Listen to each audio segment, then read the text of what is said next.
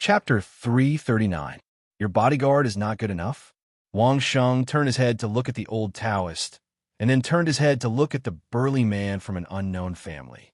He couldn't help but ask doubtfully, "What's not good enough?" When Wang Sheng asked, the old Taoist was also quite cooperative. He stood there with his chest out and belly folded, making a strong appearance. However, the old Taoist appearance looked so ridiculous in the eyes of the expert from the major forces. A few of them even laughed unabashedly. "My cultivation is not good enough." The burly man shook his head directly. He didn't even bother to look at the old Taoist. The impatience in his tone was simply obvious. "I can't guarantee your safety in the land of thousand extremes." So, this expert must have gone in and out of the land of thousand extremes many times? A thought-provoking smile appeared on Wang Sheng's face. At the same time, he gave a thumbs up and praised, "Amazing." The burly man's face suddenly became a little embarrassed. How was this praise from Wang Sheng? It was clearly sarcasm.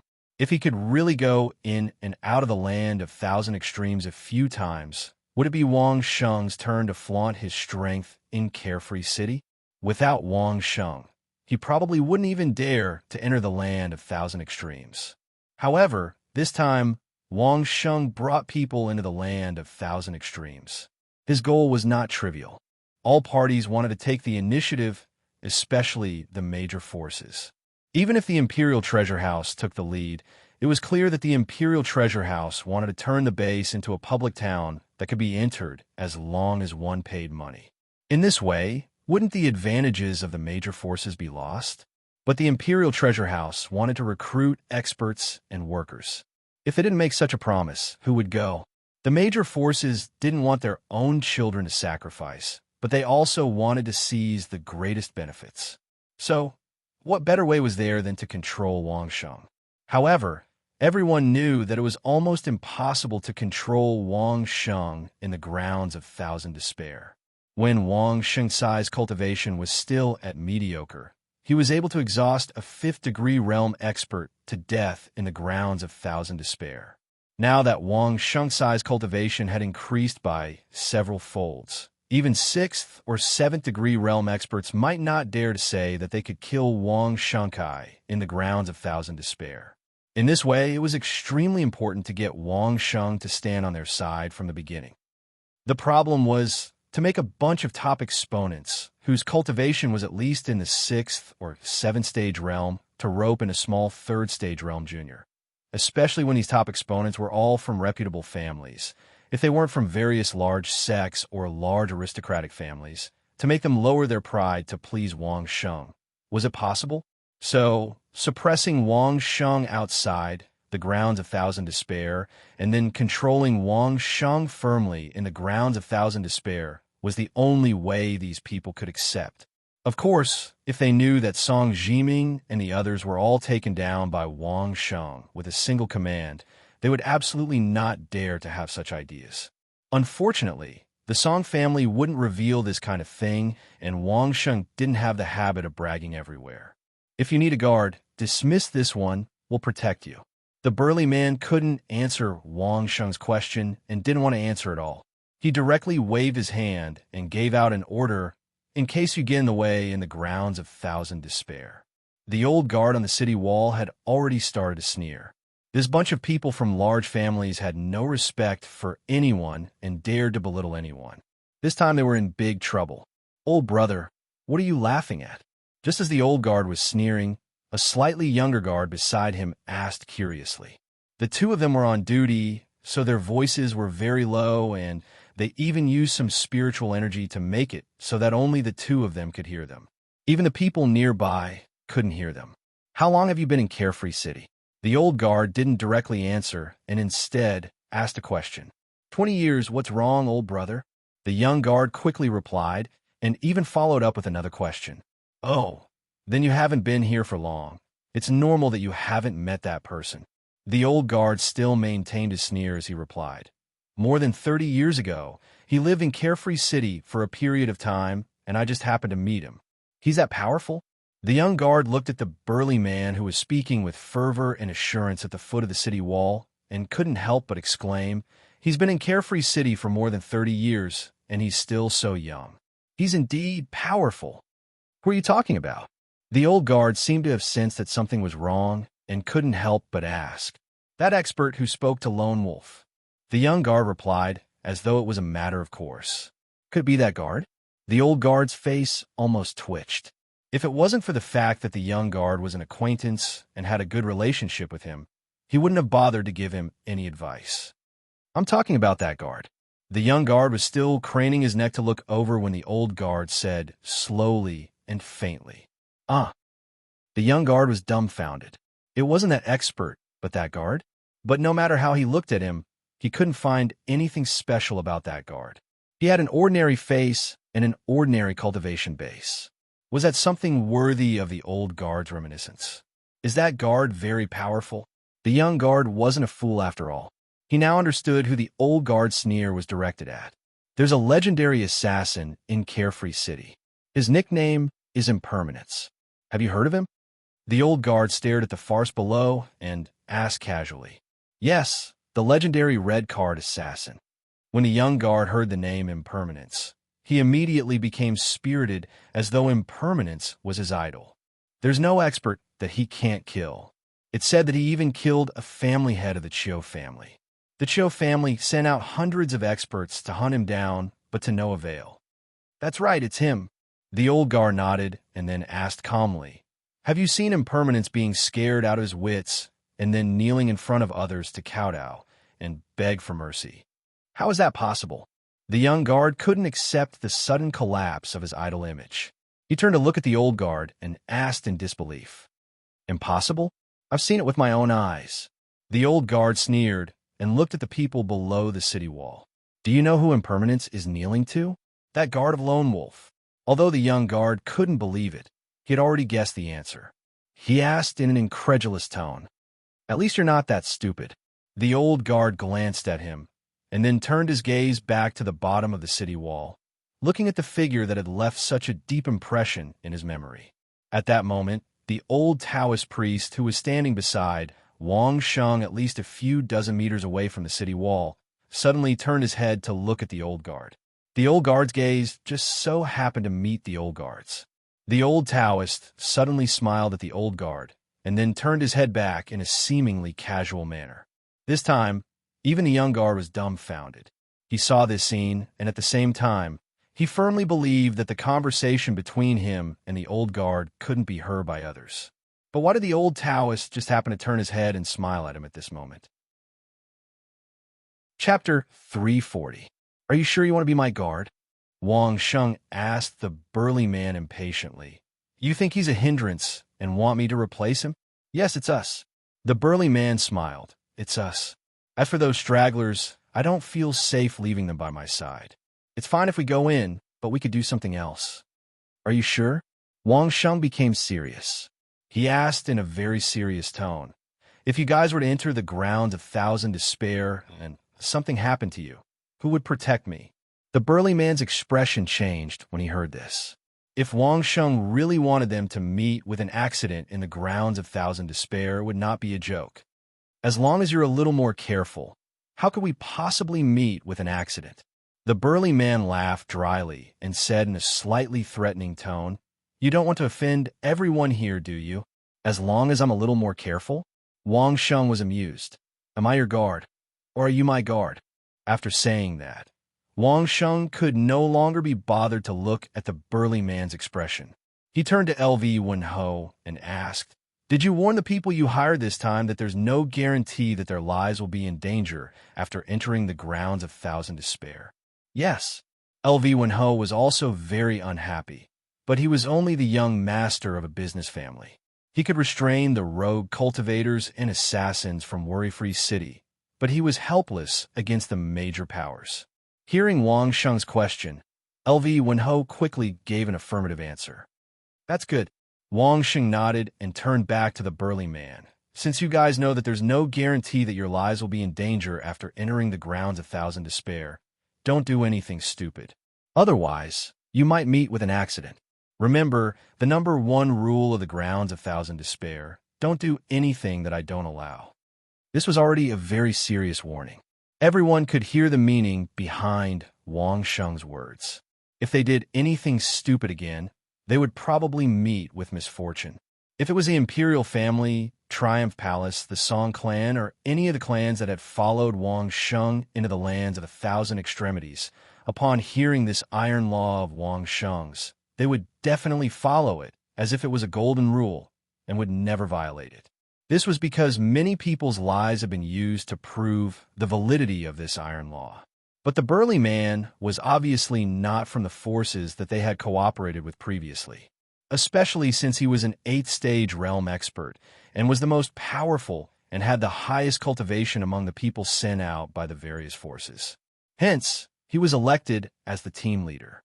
In the sect, he was also a proud and arrogant young talent. How could he possibly put a junior whose cultivation was only at the 3rd-degree realm in his eyes? Wang Sheng's words were a warning, but the muscular man felt that it was a provocation. Instantly, he was enraged. He roared at Wang Sheng, "Don't turn me down, brat. What do you mean by this?" Wang Sheng turned around and looked at the burly man who was glaring at him angrily. He then looked at the people behind the burly man. Crossing his arms, he asked impatiently, "Is this what all of you mean?" When Wang Sheng's gaze swept across the crowd, a group of people behind the burly man hurriedly waved their hands and walked to the side. No, that's not what we mean. We're not familiar with him." It wasn't that there weren't any people who understood the situation. Previously, when this burly man stood out, everyone wanted to see if they could use this burly man as an excuse to fight for some benefits. But once they offended Wang Sheng, then there would be no benefits at all. They weren't fools, so how could they still stand together with this burly man? Seeing that Wang Sheng had only swept his gaze across and asked a question, then the group of people behind the burly man was reduced to 2 in the blink of an eye. These 2 were also the kind of people who had high cultivation but low EQ. They stubbornly believed that as long as one's cultivation was high, they could do whatever they wanted. It was the law of the jungle. Now, they were still standing together with the burly man recklessly. The burly man didn't expect that he would be betrayed by his companions after standing up for him. He was immediately enraged. Damn it, wasn't this nitpicking what everyone had agreed on before? Why didn't everyone have the same intention now? And they're not familiar with us? Fortunately, there were still 2 experts standing with him. Otherwise, the burly man felt that he would have lost all his face. If there's nothing else, let's go. Wang Sheng looked at these 3 idiots and couldn't even be bothered to shake his head. They didn't even know that they were being used by others and still thought that they were the best in the world. How could they not die of stupidity? What was the point of arguing with such people? Once they entered the land of 1,000 despair, they could just find an excuse to get rid of them. "Don't go. Speak clearly." The burly man was enraged. It was one thing for his companions to betray him, but now, even a junior like Wang Sheng dared to ignore him. If he were to lower his head, how would he be able to face others? Speak clearly about what? Wang Sheng frowned and looked at LV Wenho, who was watching the show. LV Wenho shrugged his shoulders at Wang Sheng, indicating that this had nothing to do with him.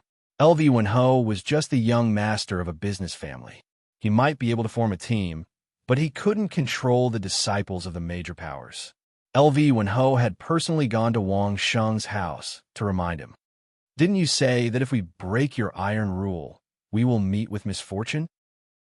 The burly man was determined. With the support of his 2 companions, he was determined to get back at them. Half of the worry-free city is in the land of 1,000 despair. Now that we are in the land of 1,000 despair, I want to see what kind of misfortune we will encounter. Everyone was stunned. What did he mean by that? Provoking Wang Sheng in public? Did he not want to enter the land of 1,000 despair anymore? Even the people who had come to send them off were frowning. "Are you sure you want to see?" Wang Sheng had a strange expression on his face. He asked the burly man and the 2 experts behind him, "You guys too?" The 3 of them nodded simultaneously. The burly man was even more fearless. He took out his weapon and provoked Wang Sheng. "That's right. I want to see what kind of misfortune we can encounter in the land of 1,000 despair." Wang Sheng sighed and turned to look at the old Taoist helplessly. He said weakly, "Show them the misfortune." The old Taoist played the role of a dutiful guard to the fullest. No matter how much those people looked down on him, the old Taoist didn't say a word. If it wasn't for fate, if it wasn't for the fact that the old Taoist, like the patriarch of the Laojun Temple, would he even talk to you? Dream on. As soon as Wang Sheng's voice fell, the old Taoist figure turned into a shadow and flew out with a whoosh. Pung, pung, pung. The three sounds were almost one, and the three heads of the brawny man and the two experts behind him instantly turned into three broken gourds of blood and flesh. The three corpses with their heads shattered were still standing upright. The old Taoist priest had already walked back slowly with a hammer that Wang Sheng had used to carve the Lao Supreme Lord statue, which he had requested from Wang Sheng. Sigh. Wang Sheng looked at the three corpses and shook his head. He sighed and said, I told you there would be misfortune, but you didn't believe me. You have no future if you keep your mouth shut. Chapter 341. Silence. The scene was indescribably quiet, as though one could hear the sound of a needle dropping on the ground. No one even dared to breathe loudly, for fear that the sound would disturb that figure who was slowly walking back to Wang Sheng's side. The old Taoist didn't walk very fast. His normal speed was the same as his usual walking speed. But at this moment, everyone who saw him looked as though they had seen a ghost. When the old Taoist occasionally swept his gaze over, those who looked at him would immediately return to normal, in case they were targeted by the old Taoist and some mishap happened to them. Heavens knew that the burly man was an 8th degree realm top exponent. He had secretly competed with the various powerhouses, and his battle power was definitely ranked number 1. The two behind him weren't easy to deal with either. They were also in the 8th degree realm, and were those kind of people who were extremely strong and had a one-track mind. The powerhouses behind them had asked them to step forward to increase some insurance for the construction of the base, to guard against the Song family sabotage. Who would have thought that they would take matters into their own hands, and even wanted to make the decision for Wang Sheng? Of course, those smart people who betrayed them at the crucial moment were dealt with. A large portion of these fellows were instigated and pushed out to be the first bird to test Wang Sheng's attitude. If Wang Sheng admitted defeat, then it would be good for the powerhouses to take the initiative. If Wang Sheng didn't do it, then it would be the burly man's fault. If Wang Sheng was stubborn, then they would back off and carry on according to the original plan. In short, these three top exponents were actually pushed out to be the scapegoats. Of course, there might be some scheming among the powerhouses to secretly borrow a knife to kill someone. But no matter what the reason was, the burly man and the other two were actually schemed against. In those fellows' plans, it would be best for Wang Sheng to lower his head and admit defeat. Even if he wasn't happy, he could just bear with it and they wouldn't lose anything. At most, the burly man and the rest would be taught a lesson by their respective sex, punished to face the wall or grounded or something. It wouldn't hurt or itch and it would be over. Who would have thought that it would be such an outcome? The crowd couldn't be blamed for this. It was the burly man's fault for provoking Wang Sheng. He wanted Wang Sheng to give him some misfortune. In the end, a mishap suddenly befell him. 3 8th-stage realm top exponents. What's more, he was killed in an instant when he had already taken out his weapon to defend himself. Instant kill. The old Taoist speed was so fast that it made people feel despair. The three of them only used 3 simple hammer strikes. There was no technique, no moves, just speed. 1 person, 1 move, and the 3 heads turned into 3 watermelons. It was so simple, brutal, and unreasonable. Everyone present, including those on and below the city walls, who would be able to face an 8th-stage realm top exponent in an instant.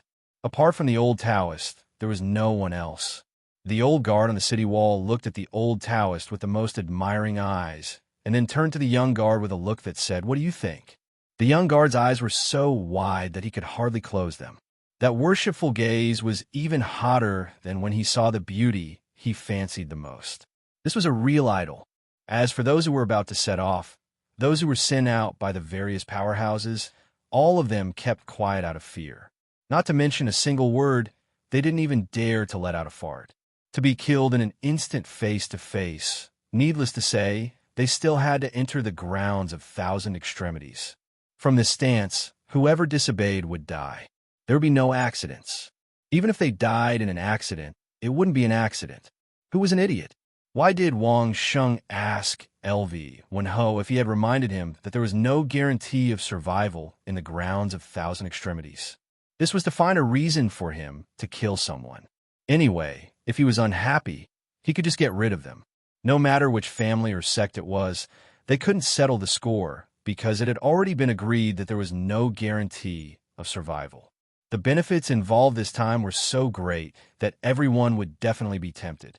Moreover, the scale of the team had exceeded any of the previous times. If they were not careful, they would die without a burial ground in the grounds of thousand extremities. Wang Sheng was just about to find someone to establish his dominance, but someone had taken the initiative to send himself to the muzzle. Who else would die if they didn't?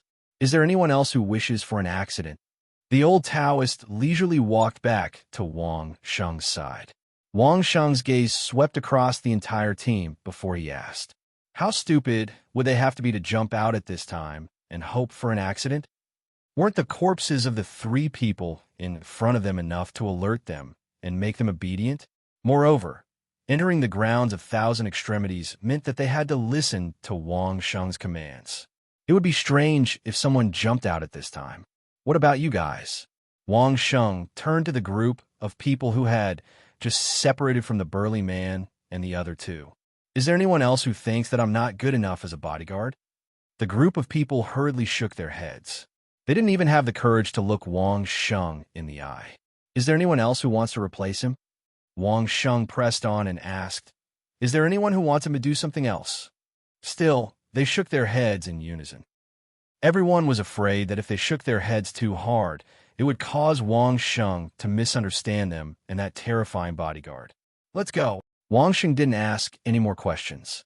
With a wave of his hand, the team began to enter the grounds of thousand extremities.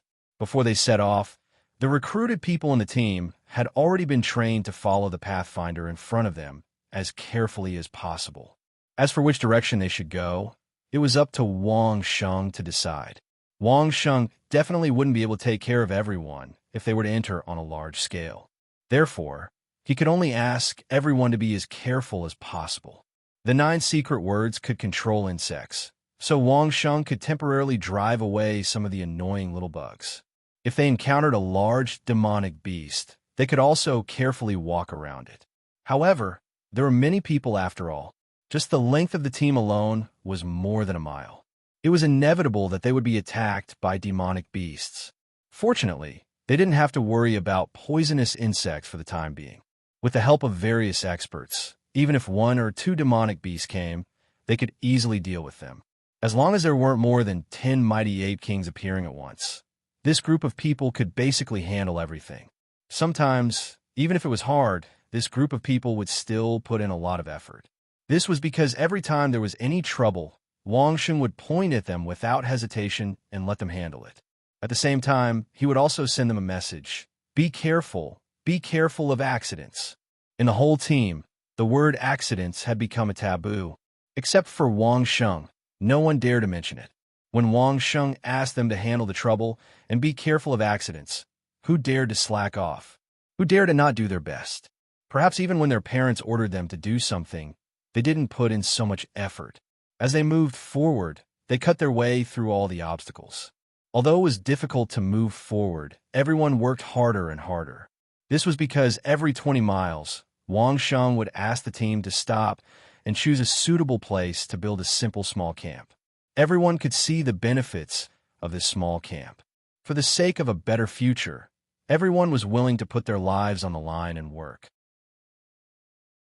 Chapter 342.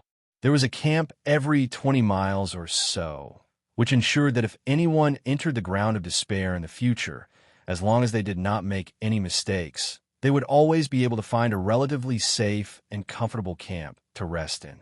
Although it looked like a relatively simple camp, most of the time it was built with materials from the surrounding wood and stone, but these camps had one thing in common, which was that they were strong enough to be easy to defend and difficult to attack. For humans, it may not be much trouble, but for monsters, these camps became a barrier preventing them from attacking the people in the camps. The imperial treasury had prepared so many supplies, but a large part of it was actually for the road. It was impossible to build a base in the ground of despair and need Wang Sheng to lead the way every time in the future. That would be a big joke. The newly built camps were very simple, but there were two sets of protective formations left in each small camp. One was a small defensive array formation with only one array stone, while the other was a large defensive array formation with 5 array stones. The large protective formation was definitely better, but when there were not enough people, they could also use the small protective formation for a while. These two protective formations greatly improved the level of defense of the camp.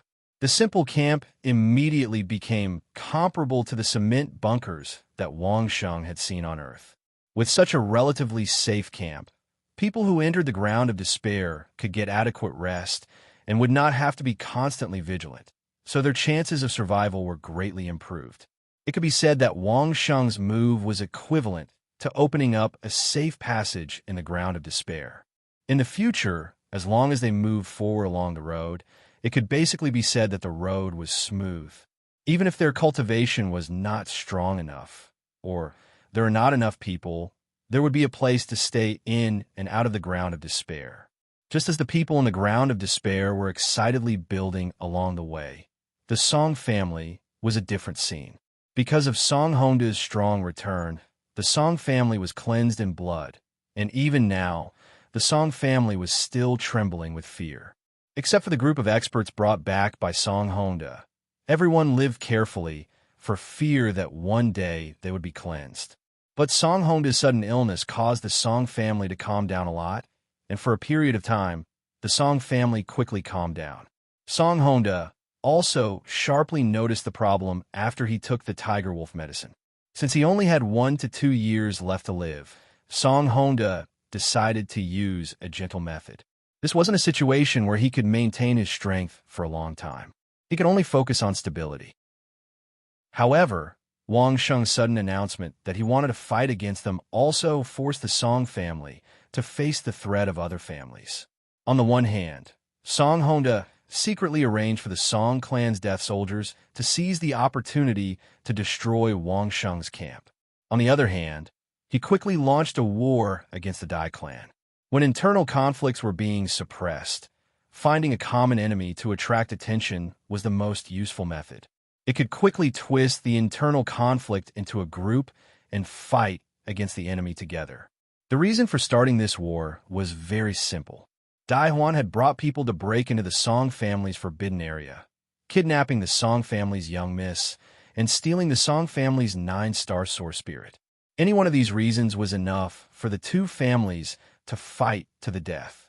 However, none of the elders of the Song family had fought to the death with the Dai family because of this.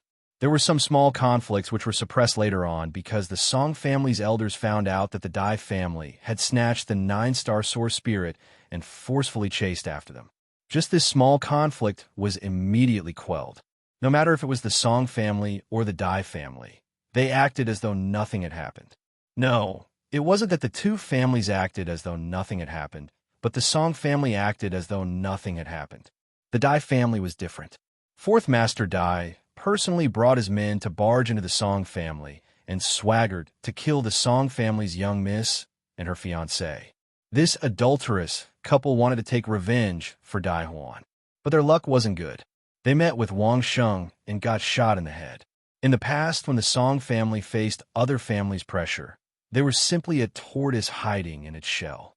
A mere 4-stage realm Fourth Master Dai could suppress the entire Song family until they couldn't even let out a fart.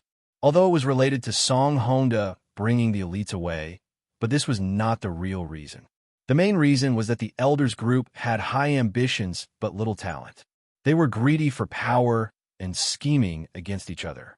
Just now, Song Honda had sent his men over to send a final warning, asking the Dai family to return the 9-star source spirit and for the Dai family's master to apologize. The next moment, he had already gathered his top exponents, preparing to take action. On this side, the Song family was preparing to clash with the Dai family, while on the other side, the Song family was sending goodwill to the other families. The Song family's representatives all had the same meaning. The Dai family had bullied the Song family too much, but since everyone had taken good care of the Song family would definitely repay them generously. If they were willing, the Song family could share their own Thousand Despair training camp. Song Honda was considered a far-sighted person, otherwise he wouldn't be able to put down everything and bring his men into the Thousand Despair 10 over years ago. Now that Wang Sheng was building a base to compete with the Song family, Song Honda naturally couldn't let his family lose their advantage.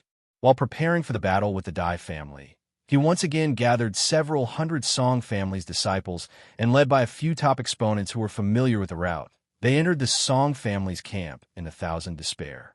No matter what, the Song family had the advantage of time. They had been ahead for more than 10 years. Now that the other side was still under construction, they could already train a second batch of experts here, all of whom were members of the Song family. If the Song family's men of sacrifice could destroy the construction on Wang Sheng's side, it meant that the Song family could expand their advantage in time. The only thing they were afraid of was probably Wang Sheng with a large number of man-eating ants. Therefore, the order that the men of sacrifice received was to find an opportunity to kill Wang Sheng at all costs. If the Song family was willing to share, then the Imperial Treasury's camp that was under construction was not the only option. All parties began to ponder whether they should accept the olive branch handed over by the Song family. Just when the war between the Song family and the Dai family was about to break out, the representative of the Imperial family directly went to the Song family and asked to see Song Honda. The Imperial family had been studying the great ceremony of the Imperial family and establishing the system of the emperor's enfeoffment. The Imperial family's intention in contacting the Song family was very clear. The great ceremony had already begun. If the Song family was willing, the emperor was willing to confer the title of Marquis Song to Song Honda. From then on, the Song family's territory would be called Song Country, and Song Honda could mobilize the army in the name of the Marquis of Song Country and launch a war to exterminate the Dai family. The temptation of being able to mobilize the army immediately moved Song Honda's heart. Would the effect of a few hundred Song family experts or tens of thousands of Song family soldiers be the same? What's more, this time, he was the king of a country, no longer the patriarch of a small family. Song Honda's ambition had never been as strong as it was now. Chapter 343. Agree. Why not? The voice in Song Honda's heart called out. With Song Honda's intelligence, he could immediately tell that this was an overt plot by the royal family. This was an overt plot to raise the royal family's status even higher than that of the major families. However, no matter how Song Honda thought about it, he felt that the royal family would only get this little bit of reputation. The substantial benefits were all given to the feudal vassals and vassal states. In the past, the local officials were definitely appointed by the royal family. Although the major families would have to agree to the appointment, it was still conferred in the name of the royal family. However, now, the various marquises could appoint them themselves. Even the mobilization of troops was decided by the various marquises. It could be said that the emperor was only left with the name of righteousness. The real benefits that fell into his hands all belonged to the feudal vassals. Did Song Honda have any reason not to agree to such a good thing? After carefully studying the etiquette, Song Honda decisively expressed his support for it. Supporting the emperor was the grand ceremony of conferring feudal vassals. The royal family was clearly prepared. With Song Honda's nod, the emperor's imperial edict and a series of ceremonial tools were already prepared.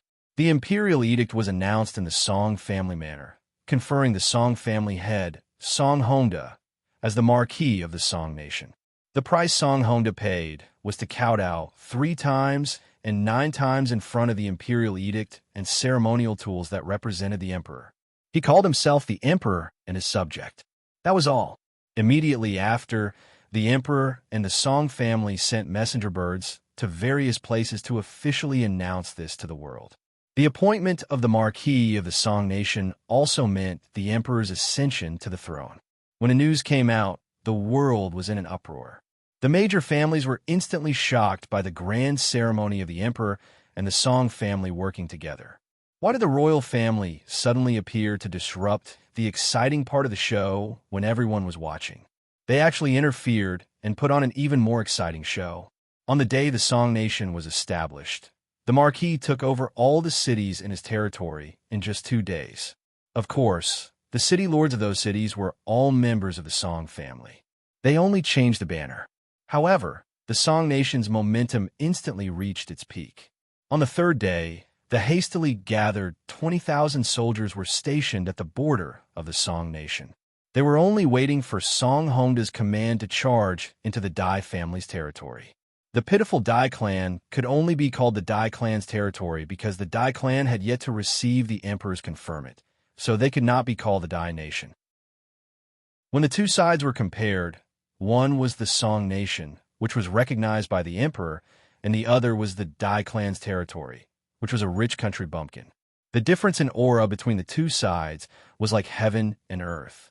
Furthermore, the Song nation used the nation's army, while the Dai clan could only send out the militia formed by their own disciples. No matter how one looked at it, they were not on the same level. After Song Honda became a marquis, he immediately started to expand his army. In any case, his own country's army would be raised by himself, and there was no need to worry that it would be raised by the original royal family. Naturally, the more the better, and the more elite the better. The mobilization of the nation and the families seemed to have undergone a qualitative change overnight. The morale of the Song nation's army was high. On the other hand, the Dai clan's army was at a loss. When they faced the enemy, they hung their heads dejectedly. The average cultivation level of the soldiers in the army was not high. Most of the ordinary soldiers were in the 1st degree realm. The squad leaders were at the peak of the 1st degree realm. The squad leaders were at the 2nd degree realm. And only those who were at the deputy general and deputy general level were at the 3rd degree realm. The higher the level, the higher the cultivation level. However, this was just the ordinary army. The original elites of the Song nation had also joined the army. There were still so many experts, but there were tens of thousands of ordinary soldiers. However, the Dai clan could not mobilize so many soldiers. Moreover, they did not have the authority. Although they could barely mobilize the army, it was after all not legitimate. The Dai clan head saw the situation and knew it was bad. However, it was a little too late to make preparations now. Even if they immediately contacted the royal family, no, the emperor, it was too late. This war had not even started, and the Dai clan was already going to lose.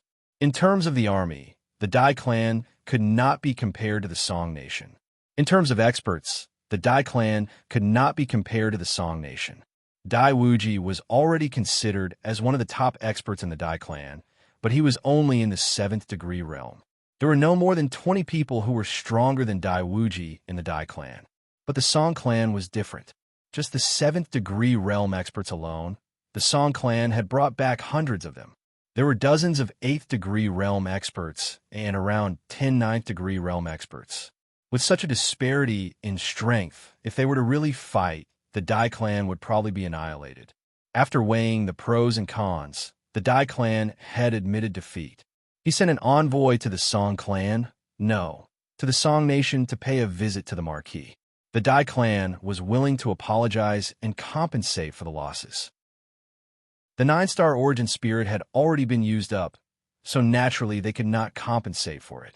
However, the Dai clan was willing to take out sufficient wealth to express their sincerity. At the same time, they ceded a city to the Song nation. The Dai clan head personally wrote an apology letter and sent it to the Song nation's marquis, Song Honda. He also represented Dai Huan and 4th Master Dai to apologize to the Song nation's princess Song Yin and compensate for the losses. The Dai clan straightforwardly admitted defeat, which made Song Honda unable to continue being overbearing. Fortunately, after this experience, the Song nation was established. Even the citizens had a sense of national pride because they had formed their own country. It could be said that there were no more voices of opposition in the country. After that, Song Honda began to enjoy the bliss of governing the country. To be honest, Managing a clan and governing a country were two completely different things. In the past, they needed to become an elder to assist the family head. Now, they could directly confer titles to all the civil and military officials.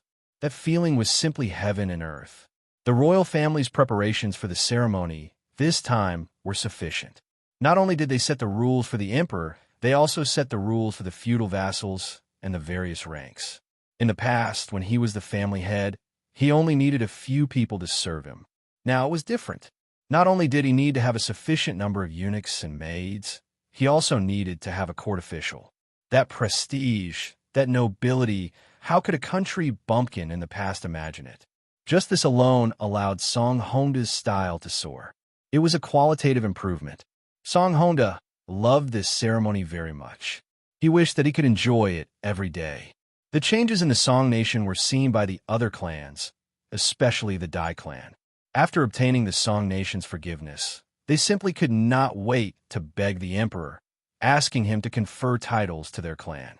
As for the other clans, they had already sent messengers to the capital to request an audience with the emperor when the two sides started fighting. The emperor was very happy, unprecedentedly happy.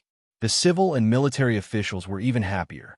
When the scholars saw that the ceremony they created was accepted by the various clans, they were even happier than if they had become the emperor themselves. In an instant, the emperor and officials in the capital were extremely busy. The Song Nation could be said to be implementing the system of the emperor conferring titles to feudal vassals. Everything was simple. Now that everyone had come to beg, wouldn't the entire world know about it? Chapter 344. The Song Nation was trembling now. Not only was the Land of Thousand Despair the first to be used, but the Song Nation was also the first vassal state to be established. Right, the Son of Heaven had conferred the title of Marquis Song to Song Honda at the beginning. However, because the Kingdom of Song was the first to submit to the emperor and support him, the emperor recently sent out another edict. Marquis Song was promoted to Duke Song, and the Marquis was promoted to Duke Song. He was also one of the nobles who were willing to accept the emperor's conferment. If the other vassals wanted to be conferred a title, sorry, but they could only be conferred the title of Marquis in the beginning. Who told them not to be the first to support the Son of Heaven? However, the emperor also told everyone that as long as there was sincerity, within a year or so, everyone would be conferred the title of Duke, but the timing had to be staggered. In addition, the marquises of each country also had to do something. They might not dare to say that they had made unparalleled contributions, but they should at least flatter the emperor and perform well during festivals. Only then would the emperor give them a reason to raise their titles. Otherwise, he wouldn't be able to convince the masses, would he? The former head of the Song family had become the monarch of the Song kingdom. The things that Song Honda was playing with now made the heads of the other families, who used to be on equal footing with Song Honda, jealous. Even if they managed to persuade the Son of Heaven to confer the title on them, they would still be a level lower than Duke Song, who asked them to not jump out and support the Son of Heaven decisively. Force him. Whoever dared to be the first to jump out would probably be beaten to a pulp by several others around him. Wasn't this a ready-made contribution? It shouldn't be a problem to confer him the title of Duke, right? No one was willing to jump out and become someone else's stepping stone for promotion and wealth, so they could only obediently endure it for now. Furthermore, would the Song will we agree to the other families suppressing the Son of Heaven? Now, all the noble clans stared at the Song Nation with envious eyes. They looked enviously at the high-end things the Song Nation was playing with. They were all different from them. Every clan was still guarding their old nest. The better ones would call it something garden or something manor, while the worse ones would call it something pavilion or something. But look at the Song clan manor. It was no longer called the Song clan manor, but the Song royal palace. The city where the palace was located was now called the capital. Naturally, it was a head taller than any city or country. While each family was still running their own small businesses, Duke Song had already begun to govern a country. The construction of the royal palace began, the capital began, and the local officials were appointed. How awe-inspiring was that? This was much better than having a shopkeeper in charge of a certain city or something like that. What made the patriarchs of the various families the most envious was that when other families went out, the ones accompanying them were the family's bodyguards and disciples. At most, there would be a few personal maids. But what was Duke Song's attitude when he went out? What kind of style was this? The Song Kingdom's royal guards, a full set of ceremonial guards bestowed by the emperor, eunuchs, palace maids, imperial bodyguards, and accompanying historians. Any one of them was so high and mighty that it would make people feel ashamed. They could easily beat up the local guards of the major clans. Now, when the patriarchs of the various families saw Song Hongda, just by looking at his current style and etiquette when he went out, he could forcibly compare them to country bumpkins. The imperial family, no, the emperor and his officials clearly wanted to use Duke Song as the best example to set for the other aristocratic families. Do you also want to be so famous? Come and accept the emperor's conferment. Not to mention the brilliant methods if Wang Sheng were to comment on it. Wang Sheng would definitely be surprised. The imperial family actually managed to get a spokesperson and did it so successfully. This kind of marketing method was simply admirable. Those cultured scholars were really good at this. In just a short 2 months, almost all the aristocratic families expressed their intentions to the emperor to confer a title. Not only these aristocratic families, even the sects couldn't sit still and jumped out to ask for a title. The emperor quickly invited the representatives of the various families to the capital and gathered them together. Then, he expressed his intentions. First, the various powers would receive different titles based on the size of their territory and influence. Everyone had to agree on this point. Otherwise, how could a local tycoon who abused his power within a 10-li radius be on equal footing with the patriarchs of the large clans that occupied thousands of li of territory? Even if the emperor was willing, the large clans wouldn't agree. Secondly, the highest title this time could only be a marquis. Then, within a year or two, the marquis with sufficient strength would be promoted to a duke. The reason was the same as above. The other factor was the sincerity of the various parties. As for who was higher and who was lower, they would have to fight among themselves first and then let the emperor decide. This time, the imperial family could really hold their heads high.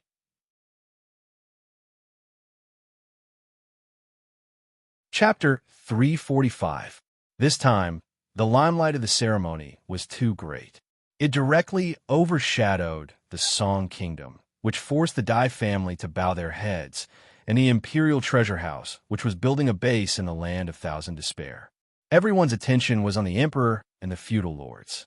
Even Carefree City had sent out envoys to participate in the enfeoffment ceremony. On one hand, they had to fight for a place in the vassal state for the lord of Carefree City. On the other hand, they had to confirm the status of Carefree City after the vassal state was established. No matter what, Carefree City sounded better than Carefree City. Duke Carefree and Marquis Carefree were definitely much better than the Lord of Carefree City. While the emperor and the feudal vassals were busy with the ceremony, Wang Sheng was hard at work with hundreds of people in the land of Thousand Despair. After about a month of searching, Wang Sheng finally chose a suitable location for the final camp.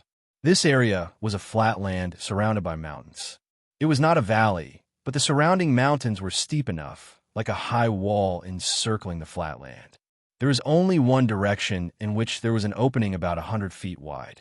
The area inside was at least 5 miles wide. Such a large piece of flat land with sufficient water was enough to accommodate thousands of people. The surrounding mountains were also made of hard rocks. Even if they wanted to build a cave like the Song family's camp, there were enough hard mountain walls. The flat land was lush with plants. However, with everyone's efforts, the vegetation in the area was quickly eradicated. Of course, Wang Sheng and the old Taoist had driven away all the insects in the area at the beginning. Next, they did not start building immediately. Instead, dozens of experts worked together to maintain a protective formation that required 49 formation stones to be activated at the same time. When the formation was activated, everyone heaved a sigh of relief. They did not have to worry too much for the time being. The area covered by the formation was larger than this area, at least a mile wide. Such a large protective area was enough to ensure that the people inside did not have to worry about being attacked by small beasts and insects. As for large beasts, with so many experts, even if they were to enter this area, everyone would be able to gang up on them. If it was not possible, didn't they still have Wang Sheng's bodyguard? As long as the entrance was blocked, this place could be said to be impregnable. The master hired by the Imperial Treasure House began to explore the surrounding mountain walls and terrain to combine the terrain of this valley to design a small city suitable for at least thousands of people to live and cultivate. Surrounded by tall mountains, he could temporarily use the mountain walls to block the demonic beasts. The entrance and exit needed to be built with at least 2 lines of defense, 2 sturdy stone walls. At the very least, there needed to be a wooden wall in the middle to increase everyone's confidence. Stones were easy to deal with. After all, they had to carve a cave in the mountain wall, and the stones could be used to build the city wall on the spot. What was even easier to deal with? The large trees that were cut down during the clearing of the central area could be used to build a wooden wall. Among the hundreds of people, there were at least 200 craftsmen. The average cultivation of these craftsmen were not high. The highest was in the 4th stage realm, and the lowest was in the 3rd stage realm. After all, they were going to enter the place of thousand despair. Without a bit of cultivation, it was better not to come in and die easily. After all, not everyone had Wang Sheng's wilderness survival experience. It was undeniable that the craftsmanship of these craftsmen was very good, and every one of them was multifaceted in more than one craft. In just 3 days, a thick and tall wooden wall had firmly blocked the entrance that was hundreds of meters wide. During this period, with the help of several hundreds of years old ancient trees that grew in this area, the wall was strong enough even without the use of stone materials. This time, with the double protection of the city wall, mountain wall, and the formation, the people inside were even safer. It took several masters about 10 days to plan the layout of the entire camp. As for Wang Sheng, he only provided a kind of neatly arranged cave inside the mountain wall, similar to the standard rooms of a hotel, and did not say anything more. However, the simple kitchen and toilet provided by Wang Sheng, coupled with the design of the living area, still amazed the several masters. This kind of design was simply tailor-made for these temporary residents and was directly adopted. Even the simple principles of the toilet sewer that Wang Sheng had said were all accepted by the masters and directly used in the design of the mountain wall cave. Of course, this was the design proposed by Wang Sheng for his own benefit. In the future, there would be a lot of people coming here. Everyone may not know each other, and may even have hatred for each other. Everyone would be separated and mind their own business. This was the best way.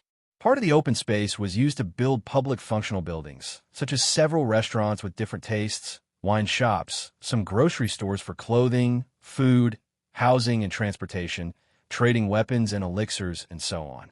Of course, these were actually the business of the Imperial Treasury, and they were trying to expand their channels. These functional buildings could allow those who came into the camp not to worry about their own supplies and lack of nourishment.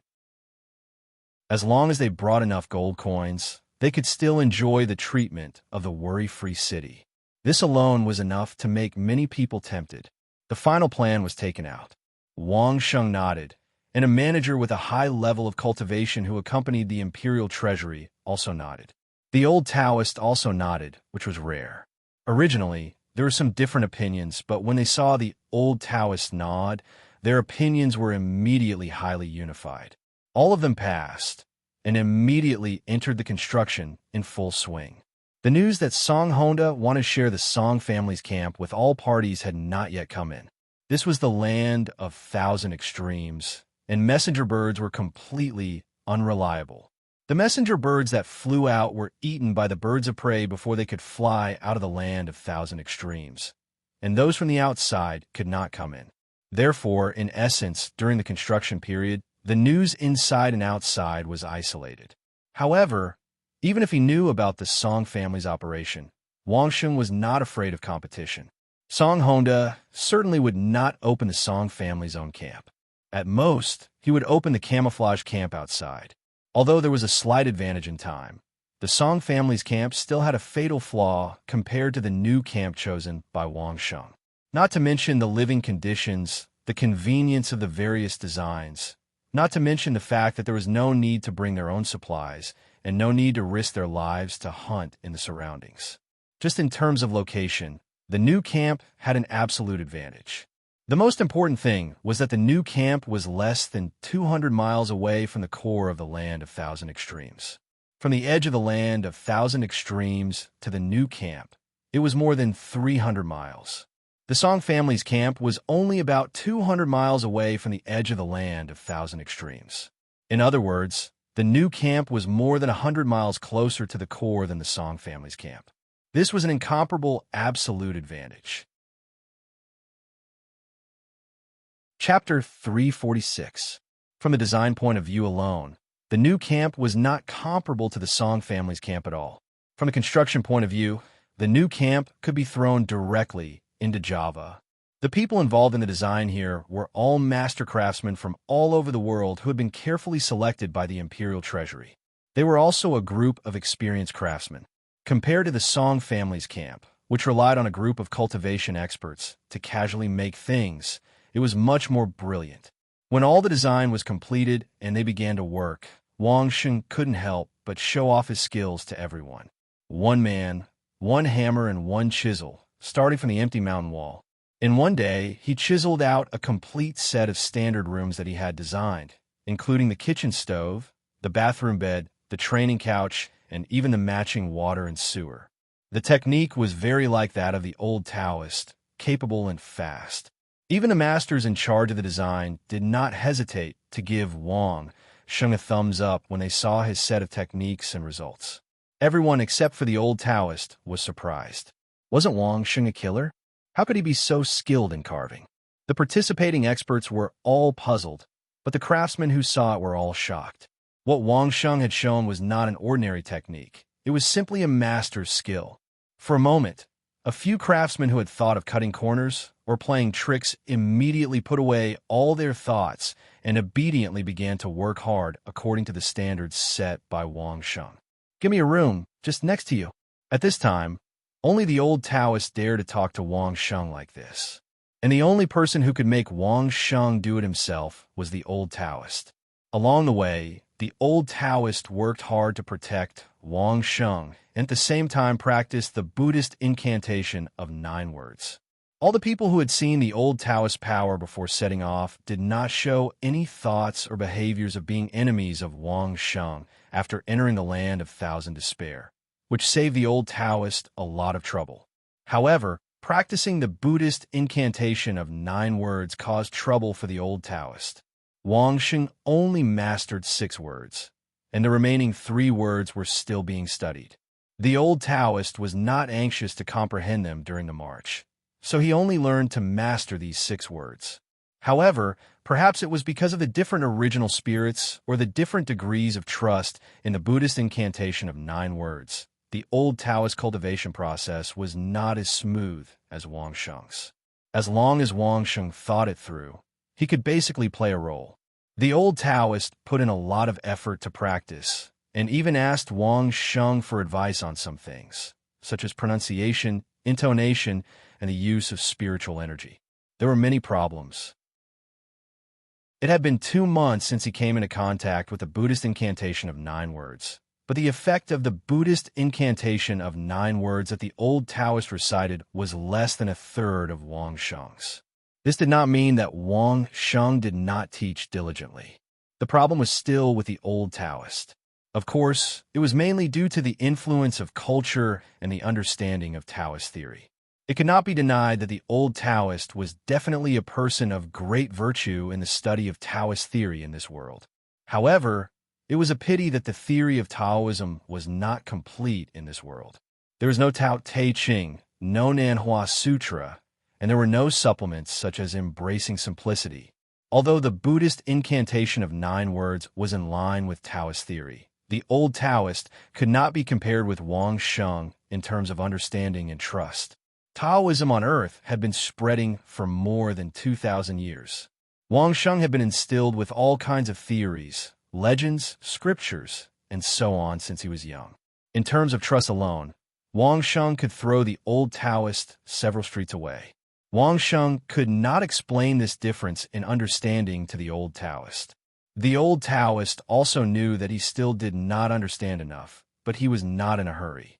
He always muttered that hard work could make up for one's lack of talent, and he cultivated day and night.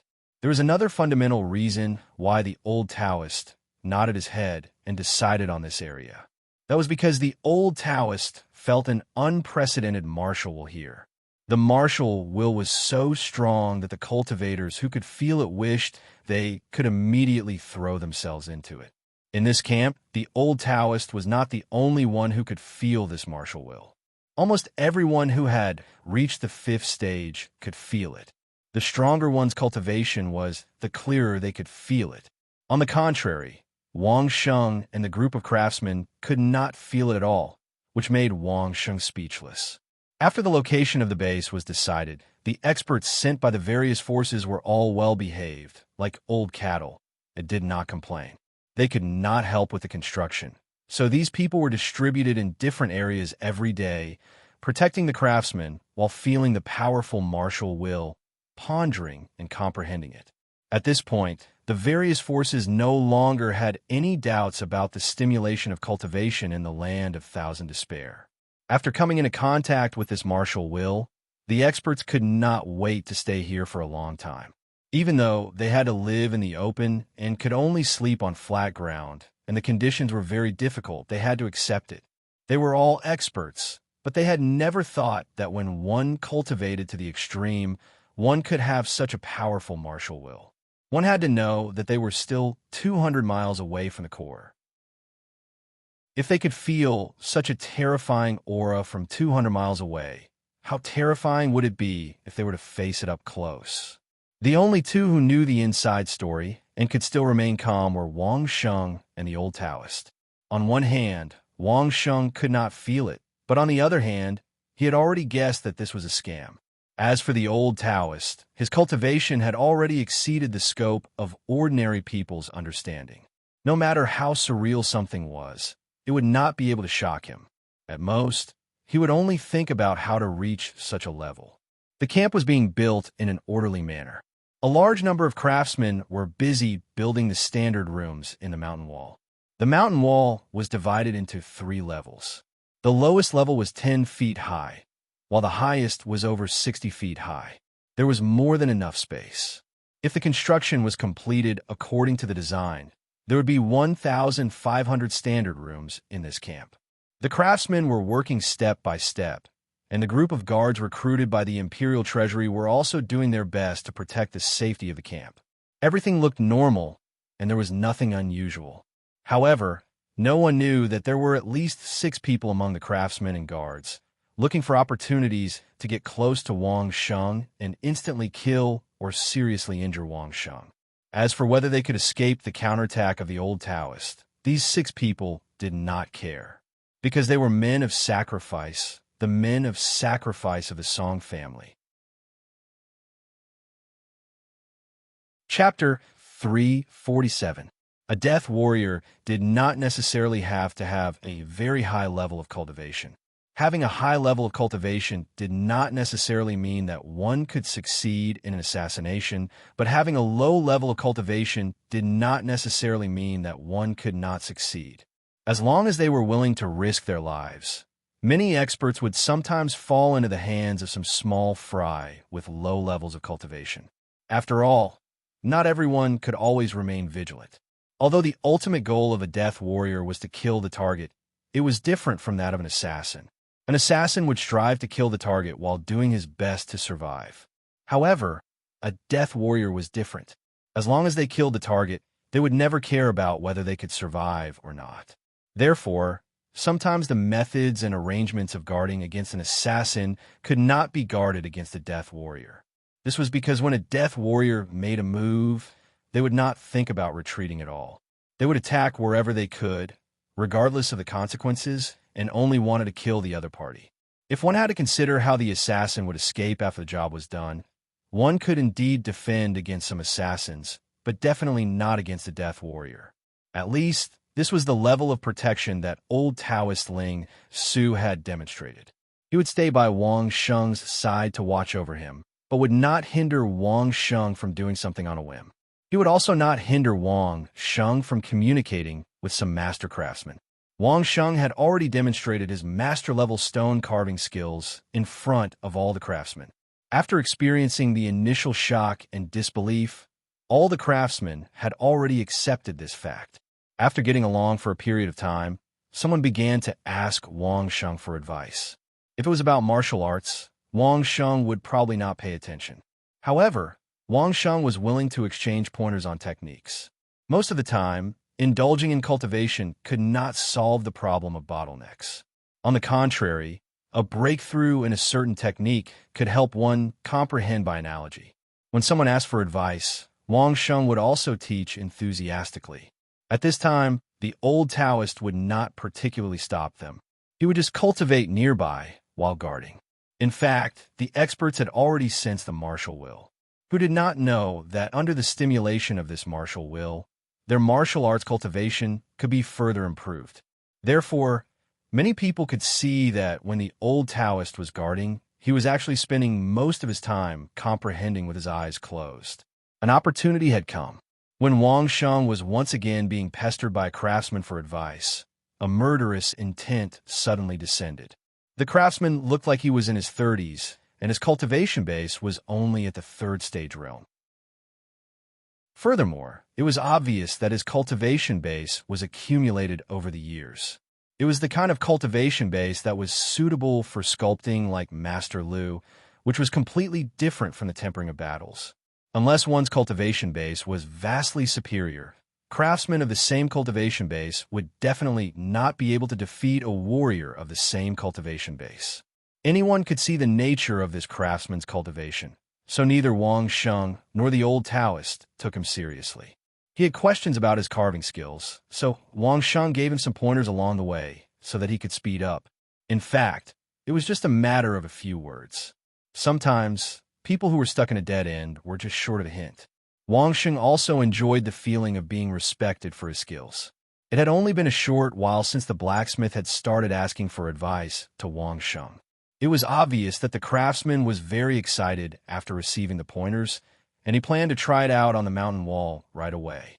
The job of hollowing out the mountain wall was just right for him to experiment with.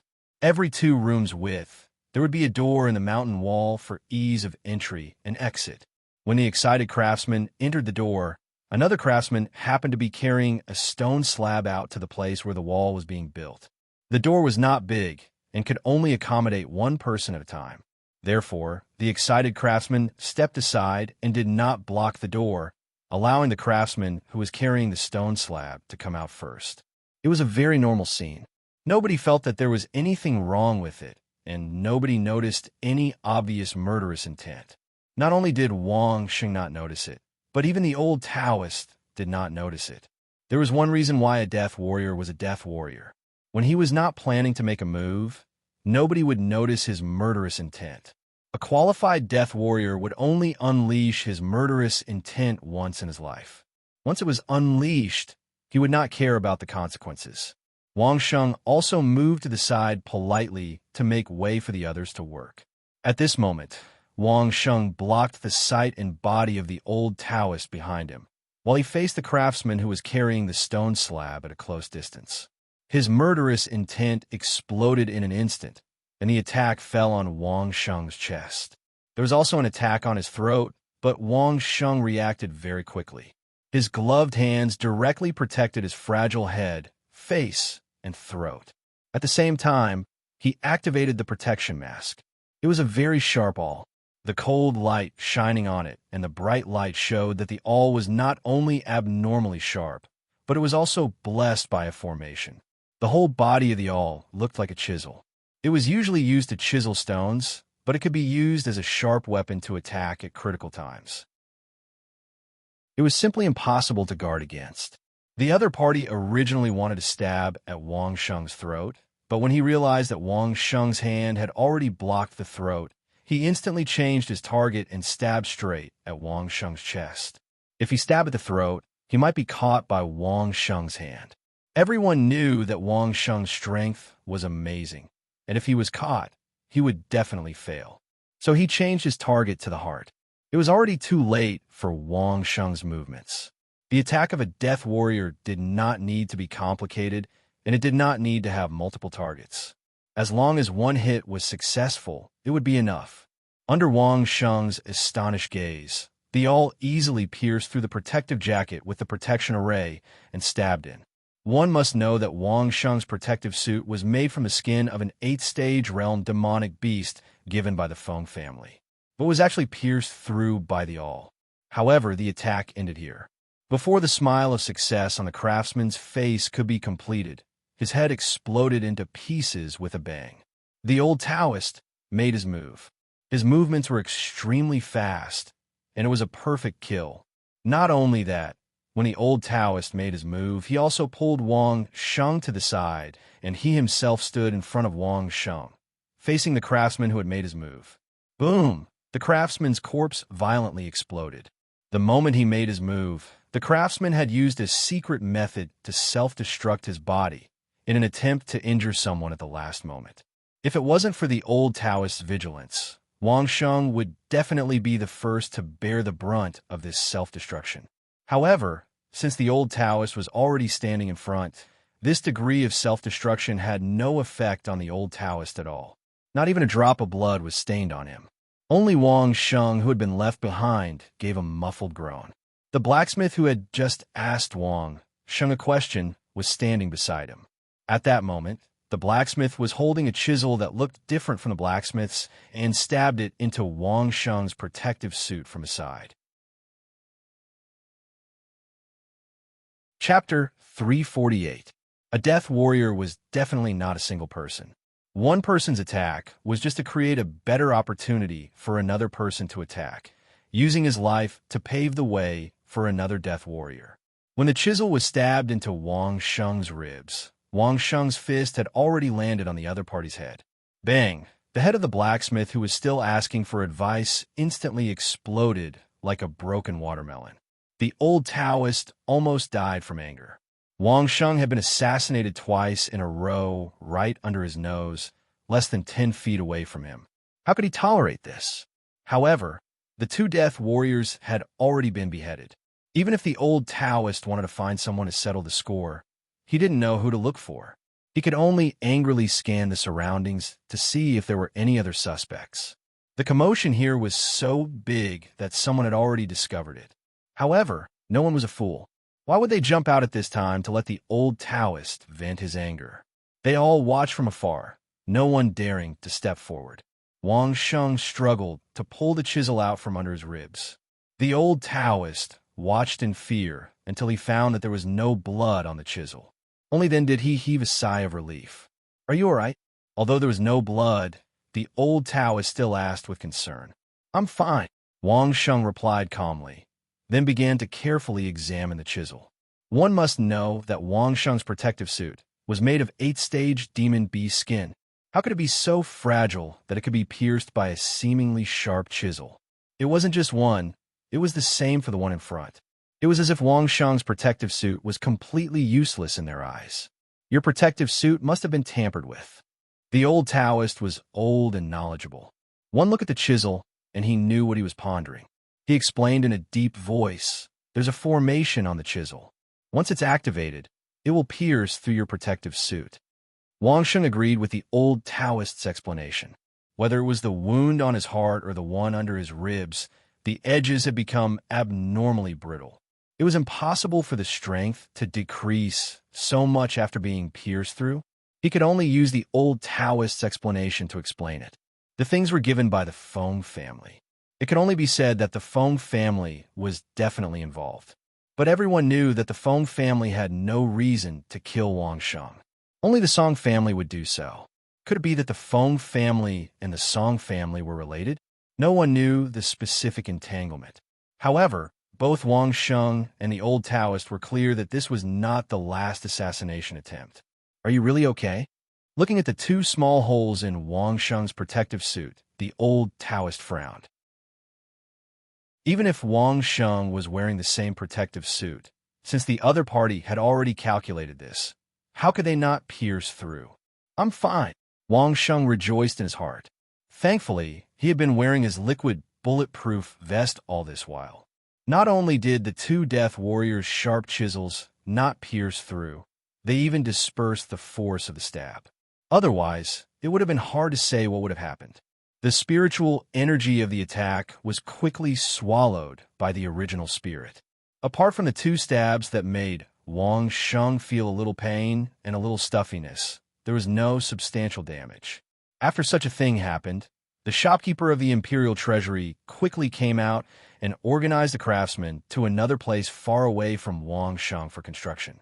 The guards checked the surroundings, and almost every craftsman was interrogated. Only then did they barely settle down. Wang Sheng and the old Taoist did not pay attention to this. They first went back to their stone rooms to discuss something. However, as soon as Wang Sheng entered the door, he frowned. At the same time, the old Taoist entered his own stone room to take a look before quickly exiting the room as well. Both of their stone rooms had been entered by someone. It should be when there was a riot just now. The reason why he could see at a glance was that Wang Sheng found that the hair he had placed at the door had disappeared. This simple little trick Wang Sheng also taught the old Taoist, so the old Taoist also found that someone had entered his stone room. Now there was no one inside, this was certain. However, why did those people enter the stone rooms of Wang Sheng and the old Taoist? It must be known that everyone's belongings were basically in the storage ring they carried with them. In the stone room, at most, there were quilts, mattresses, pillows, and so on. Were these things worth tampering with? I'll go in and have a look, Wang Sheng said to the old Taoist, put on goggles and a hard mask, and entered the stone room. Although the old Taoist was known as a guard, when it came to some evil means, Wang Sheng was definitely proficient in them. He could not find anything. The old Taoist had no opinion on this. However, when he saw Wang Sheng's goggles and hard mask, he could not help but almost cry out. Wang Sheng was indeed Wang Sheng. He had already brought people into the land of thousand despair, but he still had a trick up his sleeve. No one had seen his goggles and mask. After entering the room, Wang Sheng first scanned the room for any flaws that could be seen at a glance. Basically, there was nothing special in the empty stone room. Then, Wang Sheng began to focus his attention on the bed and the training couch. The pillow had been touched. There were very slight traces, but it had indeed been touched. He picked it up and did not find anything unusual. He turned it over and took a closer look. There was a slight difference in the stitching. Tearing it open gently, Wang Sheng immediately discovered a tiny shimmering droplet of liquid left in it. Mercury, liquid mercury. Someone had poured a little liquid mercury into their pillow. There was a praying mat on the side of the training couch. Under Wang Sheng's inspection, he also found that the praying mat had been filled with mercury. After a more careful inspection, he found that there were a few small holes under the toilet bowl in the washroom. They were all filled with mercury. The old Taoist room was not spared either. Similar places had been filled with mercury. There was less mercury in the pillow. It was probably because they were afraid of being found out if they weighed the pillow. The mercury in the praying mat and the washroom added up to at least 300 grams. Liquid mercury could evaporate into mercury vapor at room temperature. It was colorless, odorless, and highly toxic. If one was not careful, they could suffer acute mercury poisoning after sleeping in it for a night. Good move. Wang Sheng could see that Song Honda had been poisoned by several kinds of heavy metals over the years. Song Honda's men of sacrifice immediately gave Wang Sheng and the old Taoist acute mercury poisoning as revenge. Very good, very powerful. Old Taoist, tell me, what is their purpose in doing this? Wang Sheng asked the old Taoist. At this time, can killing me stop the big families from completing the camp? Or are they just trying to kill me to vent their anger?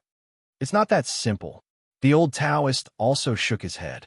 The Song family would never be willing to see this camp built. There must be some other way to destroy it. Water source. Wang Sheng and the old Taoist pondered for a while and suddenly voiced their guess at the same time. Chapter 349. In the past, when Wang Sheng led the team into the Thousand Despair Valley, all the food and water were brought by each person. The time spent in and out was short, And Wang Sheng did not intend to teach those masters how to find food and drink in the jungle. This time was different. This time, not only were there many people, but they also stayed for a long time, so the place to find must have a suitable water source. In the valley, they first found that the terrain was suitable, and then found running water, so they decided on the location. The first thing after setting up the protective formation and building the city wall was not to immediately survey and design, but to first clean up the water source, and then build a large wooden house on the water source, covering the entire water source so as not to be polluted during construction. The water source was a large pool. Under the suggestion of several masters, several large, uneven squares were built with stone strips from top to bottom. The inside was covered with fine sand, and the bottom was filtered layer by layer into the pool at the bottom. During this time, the guards specially guarded the water source. They caught at least dozens of little monsters and drank it for more than 10 days. Those little monsters were fine, so someone used ordinary pets brought in from outside to drink it for almost 10 days. Only then did they confirm that the water source was completely normal and drinkable. During this time, including Wang Sheng, they basically drank from this water source. Even with Wang Sheng's sensitive tongue, he did not taste anything wrong in this water. The water source was very important, so the shopkeeper of the Imperial Treasure House was also very concerned about it. Even if Wang Sheng came to fetch water, it was also someone who went in and took it out. If he wanted to do something, he had to bypass the eyes and ears of these masters. However, what if there was something wrong with these masters? Wang Sheng did not go directly to the water source, but found the shopkeeper of the Imperial Treasure House. This shopkeeper had been in the Imperial Treasure House for many years, and his life was closely linked to the Imperial Treasure House. He watched LV Wenho grow up, so it was impossible for him to betray them. When Wang Sheng told him that his room was filled with mercury, the shopkeeper almost jumped in fright. Marquis LV Wenho had repeatedly urged him to protect Wang Sheng. If something happened to Wang Sheng, Marquis LV Wenho would not let him off. Very few people knew about mercury, but whether it was the old Taoist or the shopkeeper, they all knew that some alchemists liked to add red mercury during alchemy, but that was something that happened a long time ago. Later, an expert discovered that red mercury was poisonous, and the entire alchemy world abandoned it. Now, someone had actually used liquid mercury to plot against Wang Sheng and the old Taoist. It was really impossible to guard against. If it weren't for Wang Sheng's vigilance, he might have already fallen into the trap. Those guards guarding the water source, are they the old people of the Imperial Treasure House or new recruits? Wang Sheng came to find a shopkeeper to ask this question. There are old people and new people. The shopkeeper broke out in a cold sweat. However, everyone is drinking water inside. Don't tell me that the person who poisoned the water doesn't want his life anymore. The two people who did it today were death warriors. Wang Sheng sighed and said this sentence. The shopkeeper almost fell to the ground. Finally, he had experienced a big scene and did not lose his composure. How could he not know that the two people who did it today were death warriors? Since the other party didn't even want his life anymore, what was the difference whether he poisoned himself or not? Don't worry. So far, no poison has been found in the water. Wang Sheng reassured the shopkeeper. However, it's hard to say in the future. The shopkeeper wiped the cold sweat on his face. In his heart, he had already thought of an extremely terrible consequence. If the water was really poisoned and everyone was poisoned, and there was no special and effective antidote, it meant that so many people could only wait for death here. In a poisoned state, it was almost impossible to rush back to Carefree City through the 300 miles of jungle in the land of thousand extremes.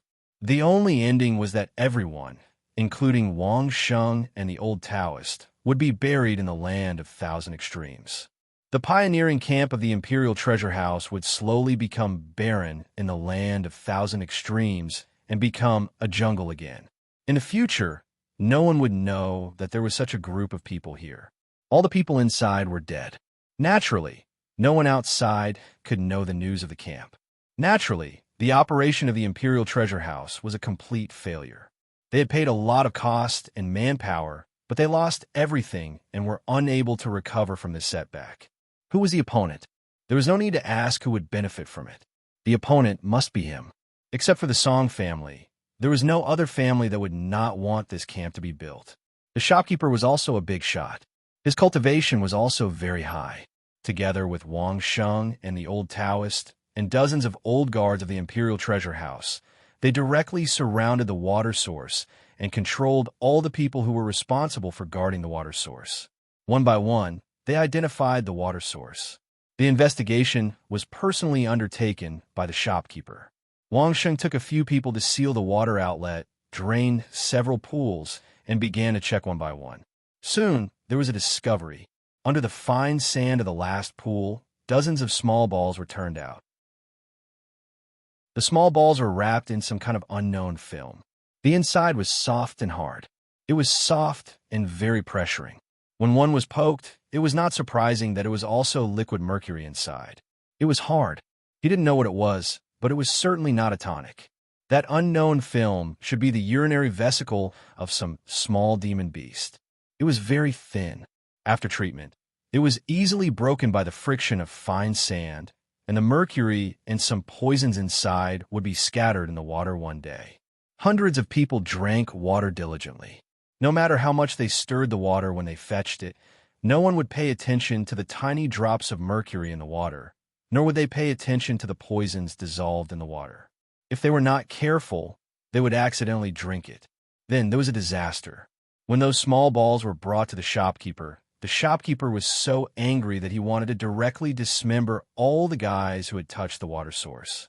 Fortunately, he also knew that there would not be too many men of sacrifice, and he could always find them after some investigation. There were only a dozen guards who could touch the water source. Except for the old people, there were not many left. There were only a few craftsmen who built the pool, and they were all gathered in one place. Those small balls containing things were on the plates on the table.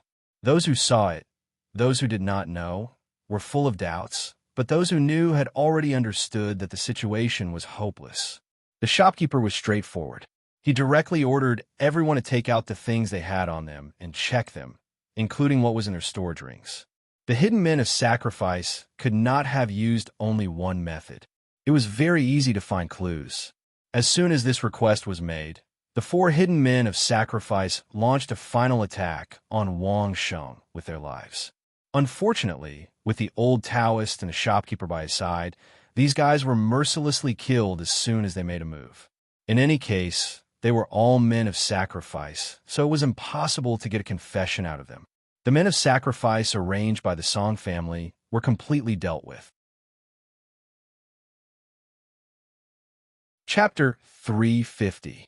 In this world where only the strong were respected, there was no one who did not wish for their own cultivation to increase. After those with ulterior motives were taken care of, the rest of the people basically did not have second thoughts. At least with the stimulation of building this camp and occupying a room that could be used for cultivation or for transfer, all the craftsmen and guards raised their spirits and started the construction. Within a short month, the guards who had surpassed the 5th stage could feel their own cultivation progress by leaps and bounds. The efficiency of 1 month of cultivation was more than 3 times higher than outside. The most exaggerated was a guard who had been stuck at a bottleneck, the peak of the 5th stage. He had been stuck at this stage for 4 to 5 years, unable to advance. In the end, after a short month of cultivation, as if by a miracle, he suddenly had an epiphany. Then, he triggered the spiritual energy to temper his body and officially advance to the 6th stage. In his own words, he had suddenly sensed a majestic and unrivaled power in that gush of martial will. It allowed him to suddenly see the light that he had been at a dead end for a few years. After thinking it through, naturally, there were no more obstacles. He was already on the verge of advancing, and after stepping over that threshold, he immediately attracted the spiritual energy to temper his body. There was nothing more exciting than a living case. In the following days, whether it was the craftsmen or the guards, they all seemed to have been injected with chicken blood. Each of them worked with vigor, as if everyone had shares in the business. Half a month later, there was another case of advancement. However, this time it was not an expert guard, but a craftsman. The advanced craftsman was an honest craftsman. He worked honestly and used his spiritual energy to support the craft. As he worked, he suddenly felt his whole body relax, and the spiritual energy tempering came instantly. Looking at the example of others and feeling their own spiritual energy increase, no one doubted the benefits of cultivating in the ground of thousand despair anymore. However, in order to cultivate in peace, everyone had to quickly finish the construction of this camp. The stones dug out from the mountain walls had been used to build 2 city walls. They were thick enough, tall enough, and supported by a small-scale array. Even if a basic demonic beast like the mighty Ape King came over, it would not be able to shake it. On the surrounding mountain walls, more than 10 array masters had also set up a circle of camouflage and protection arrays. In this way, the people in the valley would have to guard against flying demonic beasts at most. There was also a way to deal with this. Some of the large trees in the valley were not uprooted, but continued to be kept. These trees were basically distributed in every corner of the valley, and their crowns were also large enough to cover the entire valley. On each tree, a camouflage array was set up. In this way, as long as one was not an array master, one would not be able to see what was below. Even the most powerful demonic beast could not see through the array in terms of intelligence, let alone see through it with their eyesight. The morale of the people in the valley was rising day by day, and they were more energetic than before. Their work efficiency was also increasing day by day. The only 2 people who seemed to be relatively idle were Wang Sheng and the old Taoist Ling Su. However, the old Taoist was Wang Sheng's bodyguard. While protecting Wang Sheng, he cultivated at the same time. It seemed like he was following Wang Sheng and had nothing to do, but he was indeed carrying out his duty. It cannot be said that the old Taoist was idle, so the only one who seemed to be idle was Wang Sheng. Wang Sheng was also cultivating. His current cultivation was not enough to sense the existence of the martial will. Moreover, Wang Sheng knew very well that the martial will was a sign, a trap, and a cover to attract the attention of experts. Therefore, Wang Sheng's mind was not on the martial will at all. What he often discussed with the old Taoist was the remaining 3 words of the 9 syllables Sanskrit mantra, Do Lai Xing. The old Taoist Taoism was profound, and sometimes he could give Wang Sheng some inspiration. No one felt that there was anything wrong with Wang Sheng being idle and not working. Not to mention that it was Wang Sheng who led everyone to discover this place. Just the 2 stone rooms that Wang Sheng had carved out had already exceeded the average workload of most craftsmen. Moreover, who would be stupid enough to question why Wang Sheng was not working in the land of thousand despair? Did he have nothing better to do? Or was he tired of living and wanted something unexpected to happen? For a full 3 months, the old Taoist pondered and comprehended the 9 syllables Sanskrit mantra, as well as the first chapter of the Tao Te Ching that Wang Sheng had recited. Finally, one day, the old Taoist suddenly asked about the next few chapters. With regard to the old Taoist Ling Su, Wang Sheng basically had nothing to worry about. This person was to his liking. Although his seniority was extremely high, they hit it off well. Therefore, without saying anything, Wang Sheng recited the 2nd to 6th chapters of the Tao Te Ching that he had memorized. Therefore, existence and non-existence coexist, difficulty and ease coexist, length and length coexist, height and depth coexist, sound and sound coexist, front and back follow. To do nothing, there is no cure. To resolve the chaos, to be in harmony with the light, to be in harmony with the dust, to be in harmony with the deep. The heaven and earth are heartless, to treat all things as straw dogs. The goddess of grains does not die. It is called Xianpin. The gate of Xianpin is called the root of the heaven and earth. It is endless. It is not used diligently. At this point, the old Taoist expression had already become more and more peaceful. A smile also appeared at the corner of his mouth. Then, he slowly pondered and pondered. For a full 6 hours, the old Taoist sat there motionlessly, thinking with a smile. Wang Sheng also accompanied him, guarding him while comprehending on his own. Ha ha! Suddenly, The old Taoist's presumptuous laughter rang out crazily, shaking the entire forest. The whole valley shook along with the old Taoist's wild laughter. Countless people looked in this direction with a horrified expression. Next, an unimaginably violent spiritual energy crazily poured into the old Taoist's body. The old Taoist had finally advanced. Everyone stared at this scene with their mouths agape. They simply couldn't believe their eyes. The old Taoist, who could kill 3 8-stage experts at any time and place, had actually advanced under the influence of the martial will. What level was this old Taoist at now? 9th stage? The legendary 9th stage expert? The continuous spiritual energy tempering continued for a full 2 days and 2 nights without interruption. This also filled the hearts of countless people with confidence in this campsite again. Even a peak expert like the old Taoist could break through, so they definitely had a chance to go to the next level. The crazy confidence inspired everyone, as if they had been injected with stimulants, and their work efficiency increased again. Under everyone's hard work, after 2 months, all the mountain walls and grottos had been excavated. The public buildings in the middle had also been completed, and the security system had been completely built. This also meant that the forward operating camp in the Land of Thousand Despair had been declared complete and could be opened to all experts. Chapter 351. Until a long time later, the first batch of residents in the campsite would never forget the spectacular scene of the old Taoist tempering his body with spiritual energy for 2 days and 2 nights.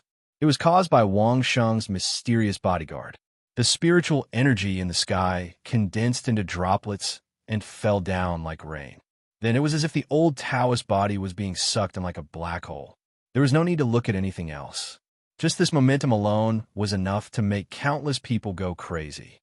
One had to know that before they set off from Carefree City, the old Taoist single-handedly faced off against 3 8th-degree realm experts and easily defeated them.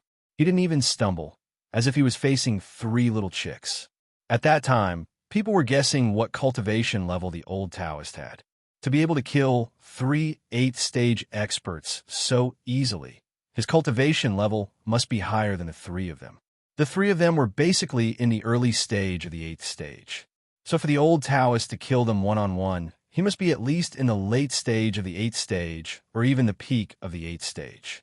If it wasn't for the fact that the old Taoist advanced again in the grounds of Thousand Despair, some people might even suspect that the old Taoist was already a 9th stage expert. In fact, before the news of the old Taoist's advancement spread back to Carefree City, at least half of the people in Carefree City guessed that the old Taoist was a legendary 9th stage expert. What the people in the campsite didn't see was that when the old Taoist advanced, all the demonic beasts above the 7th stage within 100 miles of the campsite fled frantically, as if they had found a terrifying natural enemy. Even the core of the grounds of Thousand Despair, there was an area that went silent. It was only until the old Taoist completed his tempering that there was movement again. After the advancement, the old Taoist status was completely different. Until the campsite was completed, he basically didn't follow Wang Sheng anymore. Instead, he lay on the branch of the biggest tree in the valley every day. From time to time, he would make some wine to drink. His days weren't too comfortable, and many people were envious of him. Wine was a gift from many people. The experts who came in as guards weren't fools. With such a good opportunity and such a legendary expert in such a special environment, it would be a waste of a heaven-sent opportunity if they didn't curry favor with him. From time to time, an expert would smile and offer the wine he had prepared for himself to the old Taoist. The old Taoist did not reject any of them and accepted them all. Those experts would naturally ask 1 or 2 small questions with a smile. The old Taoist was not stingy either. No matter who it was, no matter which sect or clan they belonged to, he would answer every question. Moreover, he would always hit the nail on the head and hit the nail on the head. As long as they asked the old Taoist for guidance, they would return satisfied. The old Taoist's casual advice was able to enlighten these experts, and they were all overjoyed. According to the incomplete statistics of the shopkeeper in charge of the campsite in the Imperial Treasury, There were more than 20 guards in the first batch of the campsite who were promoted within half a month because of the old Taoist guidance. One had to know that all the guards were experts who were not lower than the fifth realm. In less than half a year, more than 20 experts above the fifth realm had been promoted by the old Taoist guidance. How terrifyingly efficient was this? Of course, this was the land of thousand despair, and the cultivation conditions were also unique. However, the guidance of a legendary expert had such a great effect, which made everyone go crazy. If a sect or family could rope in the old Taoist, wouldn't it mean that their own sect would have endless experts? Countless people began to worry about how to rope in the old Taoist. The old Taoist also did a good job. The old Taoist accepted all the wine that was offered to him as a form of filial piety. When they asked for questions, the old Taoist also tried his best to guide them. However, when they asked about the old Taoist background, the old Taoist immediately became taciturn and would not reveal a word. Therefore, everyone began to think about Wang Sheng. The only one who knew the identity of the old Taoist was probably Wang Sheng. As for what method Wang Sheng used to get a legendary expert like the old Taoist to be his guard, everyone was even more confused. However, one thing was very clear. The relationship between the old Taoist and Wang Sheng was absolutely close. This could be seen just by looking at the two's usual unruly behavior. Many people had once again made up their minds to strongly suggest to the sect to rope in Wang Sheng. As long as they could rope in Wang Sheng, they would be able to get the friendship of the old Taoist. With the guidance of the old Taoist, the experts in the sect whose cultivation was blocked would have to break through. Wang Sheng was very clear about these people's thoughts, and so was the old Taoist. However, neither of them cared. The reason why the old Taoist was so generous was actually the result of a discussion with Wang Sheng. The main purpose was to blow the extraordinary cultivation effect of the camp. How could they attract customers if they did not advertise it? Even if the old Taoist did not give them guidance, with the cultivation state and comprehension of those guys, they would be able to think of certain things in less than a month. Giving him pointers in advance would not cost him anything. But not only would he owe him a favor, he would also be able to establish a godly image. Why wouldn't he do it? After experiencing the previous incident where the water source was poisoned, the water source was now even more tightly guarded. There were at least 4 layers of nested arrays surrounding it. Other than the specialized personnel arranged by the head shopkeeper, no one could enter or touch the water source. In a peaceful atmosphere, the camp was completely completed. In less than 5 months from the discovery of the location to the completion of the construction, a total of more than 20 craftsmen and more than 30 guards had been promoted. Such a crazy speed of promotion was absolutely unimaginable outside. Since the camp was completed, they naturally could not just stay there. They had to inform the Imperial Treasury, and at the same time, they had to release the news so that interested people could come in and cultivate. Otherwise, wouldn't the huge investment of the Imperial Treasury be in vain? In addition, there was another important thing, which was to transport supplies. Hundreds of people had not gone out to hunt for nearly half a year. All the food was brought in from the beginning. There was a water source here, but there was no food. The remaining food was enough for everyone to eat for 2 months, but if they did not replenish it, it would definitely be troublesome. The shopkeeper in charge basically could not leave, and some of the guards had to stay in the camp. Therefore, only Wang Sheng was responsible for going out to inform others. No one else had this ability. Wang Sheng did not refuse. He left the camp with the old Taoist, more than 100 craftsmen who did not intend to stay here, and the group of guards sent by the major forces, and went straight to Carefree City. The masters sent by the major forces were very reluctant to leave the camp, but they had no choice. If they did not go back, their respective sects and families would not get the news. They could only reluctantly leave, thinking that they would immediately fight for the qualification to come again. Chapter 352. When Wang Sheng safely returned to Carefree City with a group of people, it immediately caused an uproar. The sensational effect even suppressed the news of the emperor conferring feudal vassals. The imperial treasury was in an uproar. The Carefree City was in an uproar, and the whole world was in an uproar. The imperial treasury and Wang Sheng's cooperation for the cultivation base at the ground of Thousand Despair was completed.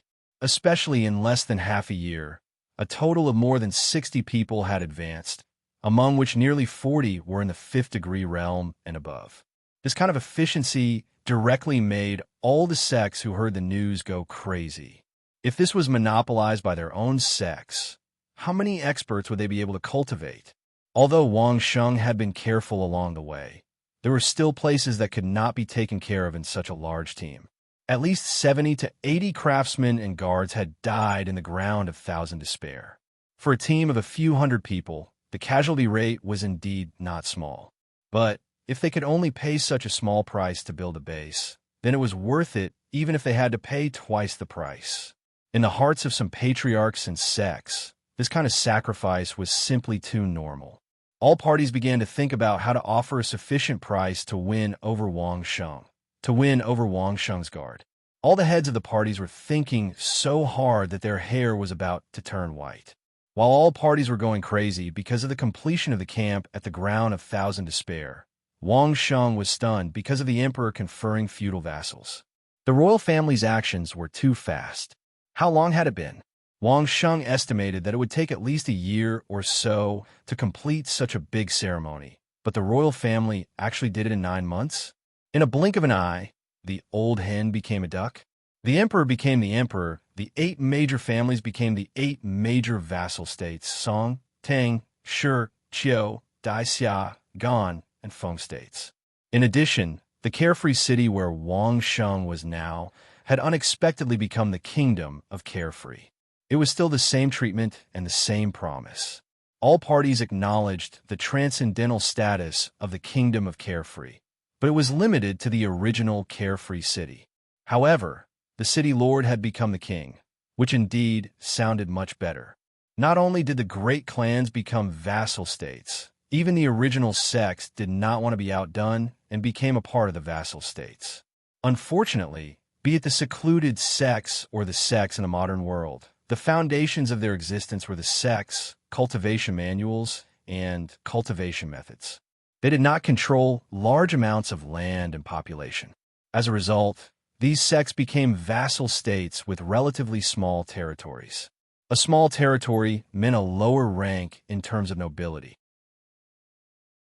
Of the 8 vassal states, only the Song nation had a Song duke. The others were all marquises. As for the vassal states that the sects had turned into, they were all earls. No matter how many experts they had in their sects, they had no territory and no population. No matter how willing the emperor was, those marquises would still have to suppress them. There were only a few ways to raise one's rank. One was to maintain a good relationship with the emperor and show enough sincerity. The emperor could then confer the title of marquis or even duke. However, although this method was effective, it could not help the vassal states expand their territories. Even if they were made dukes, they could only live in 1 or 2 or 3 cities. It could not be compared to the territories of the 8 vassal states, which were thousands of miles wide. The other method was to render meritorious service and help the emperor suppress the disloyal subjects. However, everyone had just been infected. This was the time to flatter the emperor, who would not submit. Perhaps this would require some small tricks, such as fabricating some evidence of disloyalty for some of the weaker fellows. Then, everyone could logically press down on the borders and annihilate the disloyal countries. While the emperor rewarded them with the title of nobility, he could also logically annex the disloyal subjects' territories and expand his territory. This was killing many birds with one stone. Who could not think of such a method? They were all 1,000-year-old foxes. No one should play this game. However, peace could only be maintained for a short period of time. As time passed, there would always be people who felt unbalanced. Then, there would be chaos everywhere. What did the emperor of Zhou Tian bring when he infected the vassal states? The spring and autumn warring states period. There was no righteous war in the spring and autumn warring states period, not to mention the warring states period. The name said it all. The 5 hegemons of the spring and autumn period and the 7 heroes of the warring states period had fought for many years. In the end, it was the Qin dynasty that unified the 6 states. This was a big conspiracy. As long as the royal family firmly controlled their own territory, controlled their own army, quietly developed, and pretended not to interfere, the vassal states would always fight in a mess. Why did Uniquely get excited when he heard Wang Sheng's method?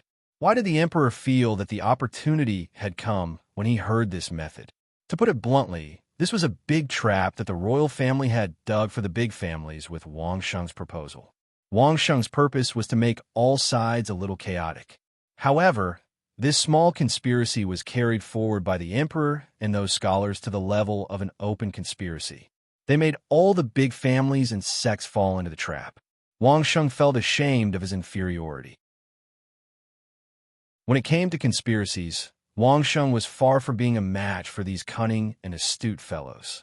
After sighing, Wang Sheng learned another piece of news. The Song family was also willing to open the Song family's camp to all parties and let them send people to cultivate in it. It could be said that this was a direct competition with the new camp of the imperial treasury. Conspiracy. Wang Sheng defined it without thinking. Whoever believes it is stupid. If you can send your masters to be slaughtered, you can go to the Song family's camp.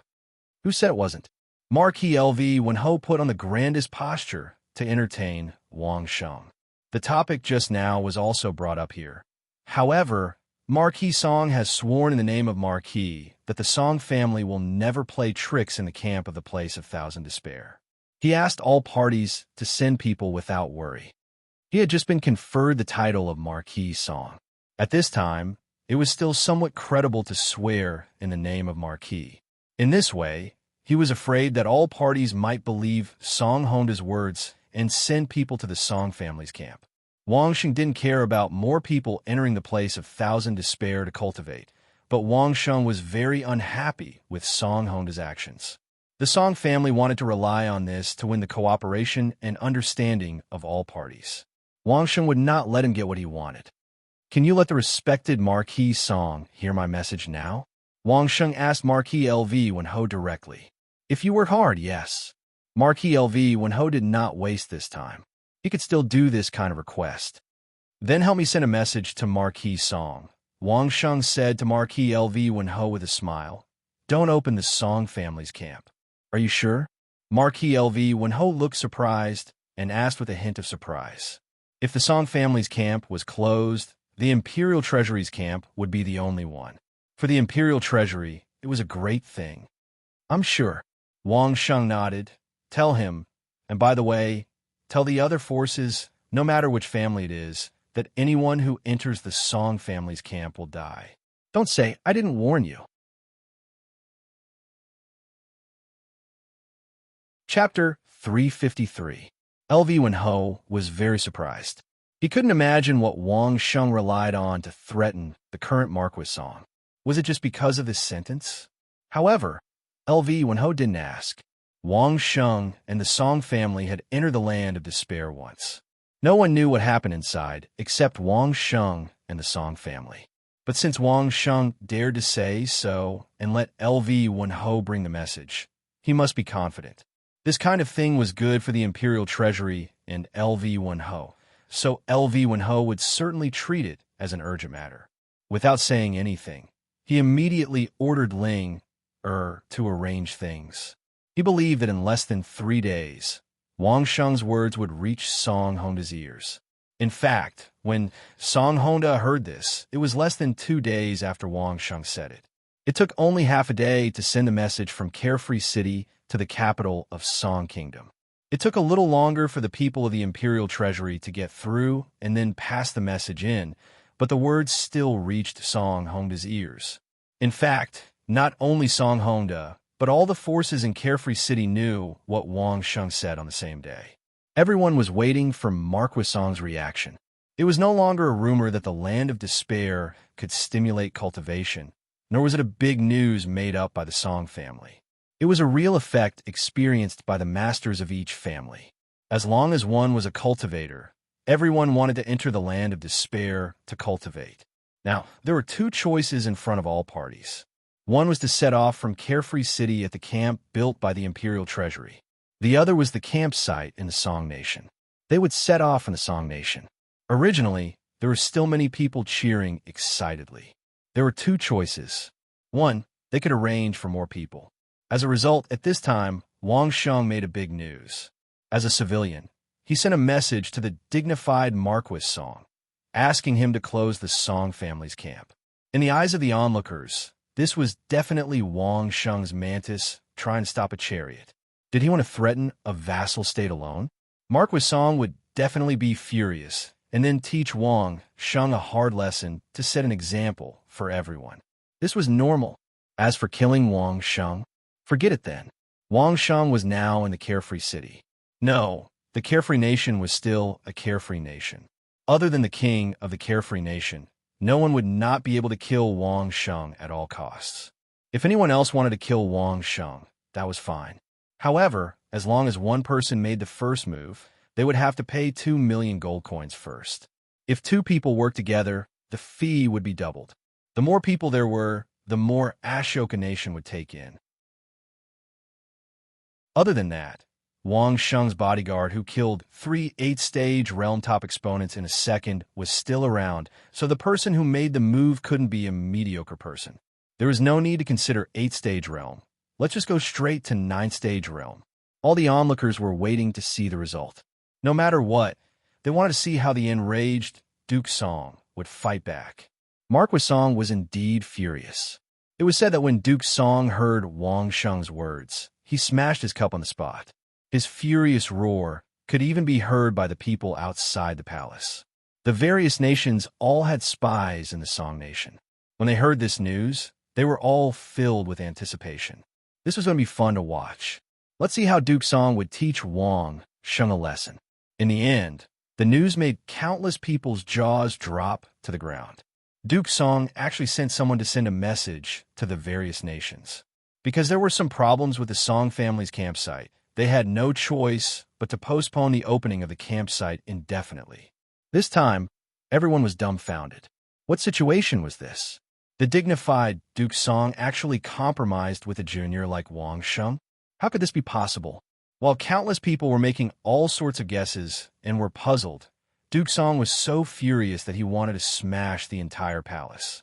The dignified Duke Song actually compromised with a single sentence from Wang Sheng. If this was spread out, it would be a great humiliation. At this moment, Song Honda couldn't wait to tear Wang Sheng into pieces. Originally, Duke Song wanted to use this move to ease the relationship between the Song Nation and the various nations. It could be considered as giving each party some benefits. He didn't dare to say that he would immediately make friends with each party. As long as they didn't find trouble with the Song Nation in a short time, he would achieve his goal. However, Song Honda still had a compromise in the face of Wang Sheng's threat. The scene of Wang Sheng controlling hundreds of millions of man-eating ants in the land of Thousand Despair was really too scary. That number, that terrifying devouring ability, was simply not something that a human could contend with. It was useless to send tens of thousands of soldiers in. It was completely suicide. If they were familiar with the survival of the land of Thousand Despair, the experts of the Song family could completely escape before the man-eating ant army surrounded them. However, the campsite couldn't. Once the people in the campsite were trapped, there was only a road to death. The protective formation was indeed very effective, but it also depended on what kind of demonic beast they were dealing with. To deal with large demonic beasts, a strong protective formation was certainly not a problem. However, in the face of hundreds of millions of man-eating ants, no matter how strong the protective formation was, it couldn't withstand so many man-eating ants gnawing. Even if there were 10,000 people presiding over the formation, when a man-eating ant army gnawed the formation, they would be exhausted to death or sucked dry. People thought that Song Wugong was just enduring for a while. As long as this period passed, he would do what he should do. However, when Song Wugong ordered to send people to pick up the second group of Song family's disciples who had been living in the Song family's campsite for several months, people watching from all sides completely understood that Wang Sheng's words were not alarmist talk, but a real threat. What else was there to say? The shop of the Imperial Treasury in Carefree City was almost crowded by the various forces and individual cultivators from all over the world. The shopkeeper of the imperial treasury was distressed, but he had to receive them with a smile, feeling pain and happiness. The size of the campsite was limited. Apart from a group of service staff in the campsite, it could only receive about 1,000 people at a time. These 1,000 places were almost snatched by all sides. All vassal states were scrambling. But there was one thing that countless people never expected. As early as when all sides were still watching, the Song family sent people to reserve 20 places. People only waited to see Song Wugong's reaction, but they did not expect that Song family would play this trick. That was, each vassal state could only have 20 places at most. Otherwise, the Song family would have taken all the places in this issue.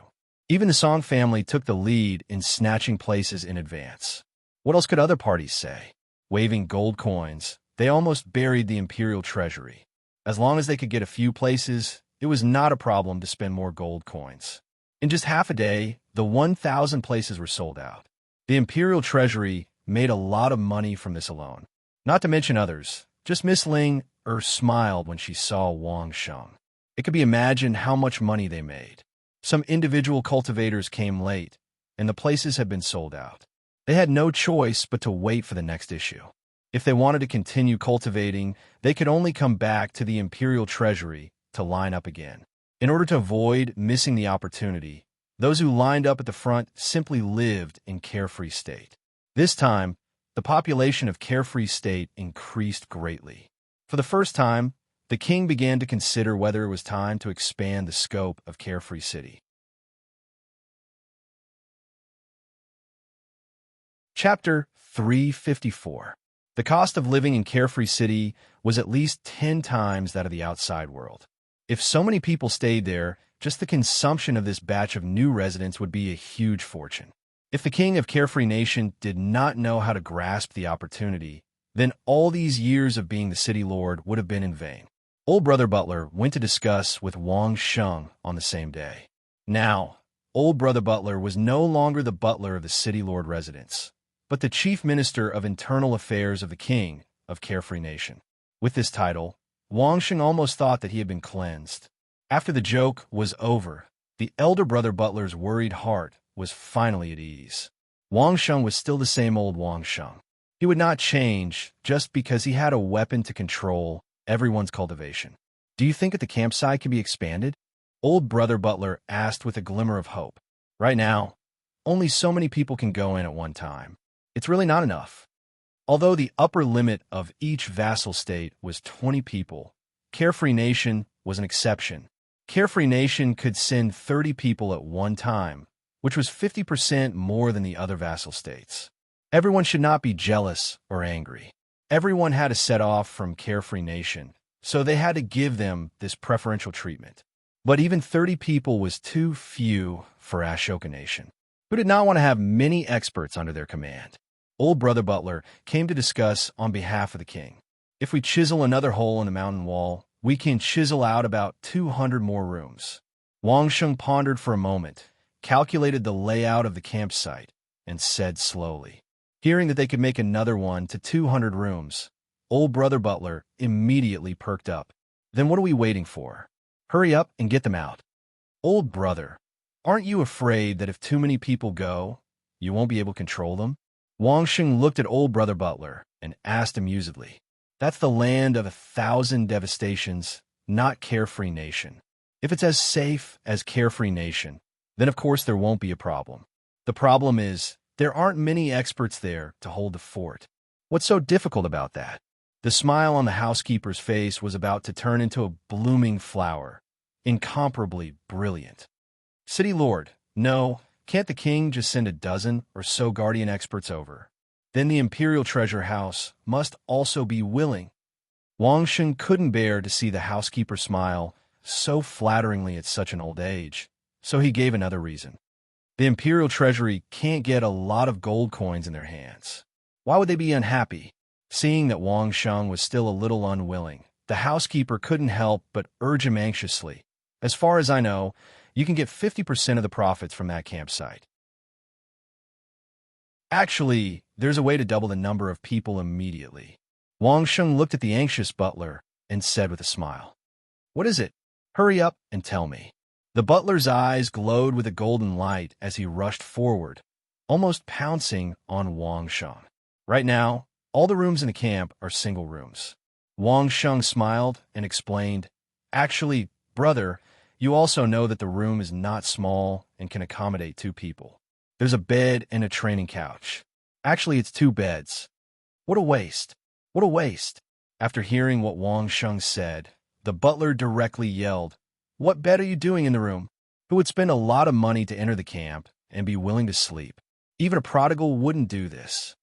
The so-called training couch was actually a couch slightly smaller than a double bed. There was no problem sleeping on it. It was just a futon as a place to meditate and practice. Whether it was the bed or the couch, they were all carved from stone. According to the butler, there was really no difference. "Brother, it's safe." The butler was almost going crazy, and Wang Sheng had to remind him of the most critical problem. If one person lives in a room, everyone can rest assured, and there is no need to worry about any discord with others for half a year. On the other hand, once the door is closed, it's your own training world. But if there are 2 people in a room, it's hard to say what will happen inside. Safe? Is Carefree City safe? How many people have you seen who can afford to live in a single room? The butler was completely convinced. Where did Wang Sheng's thinking come from? Why was he so stubborn?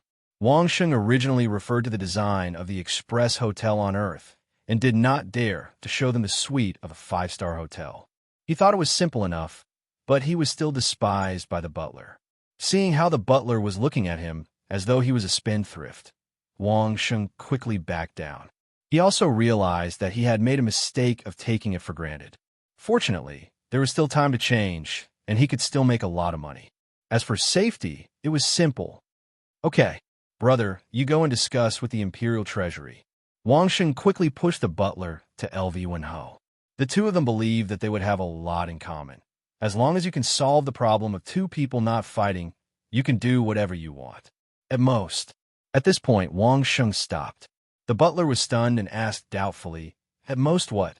If something really does happen and provokes me, I'll just go in and kill everyone inside. Then, I'll get a new batch of obedient people in." Wang Sheng did not hide his thoughts and spoke his mind. The butler pointed his finger at Wang Sheng several times and then put it down. He wanted to say something, but he couldn't say it. At this time, the butler finally understood why High Duke Song actually withdrew people from the camp and closed it after hearing Wang Sheng's words. It turned out that Wang Sheng could really kill everyone inside. "Can I tell these words to those who want to go in?" The butler finally asked. "Of course." Wang Sheng nodded. "You must tell them. It's best to let them cause trouble for no reason. Then I can kill everyone justifiably, and the gold coins won't be refunded. Then I can make another batch of money. I get half of the profits, don't I?" Looking at the golden smile on Wang Sheng's face when he spoke, the butler suddenly felt a little cold. He pretended to wipe the non-existent sweat on his forehead, said goodbye to Wang Sheng in a hurry, and quickly went to discuss with LV Wenho.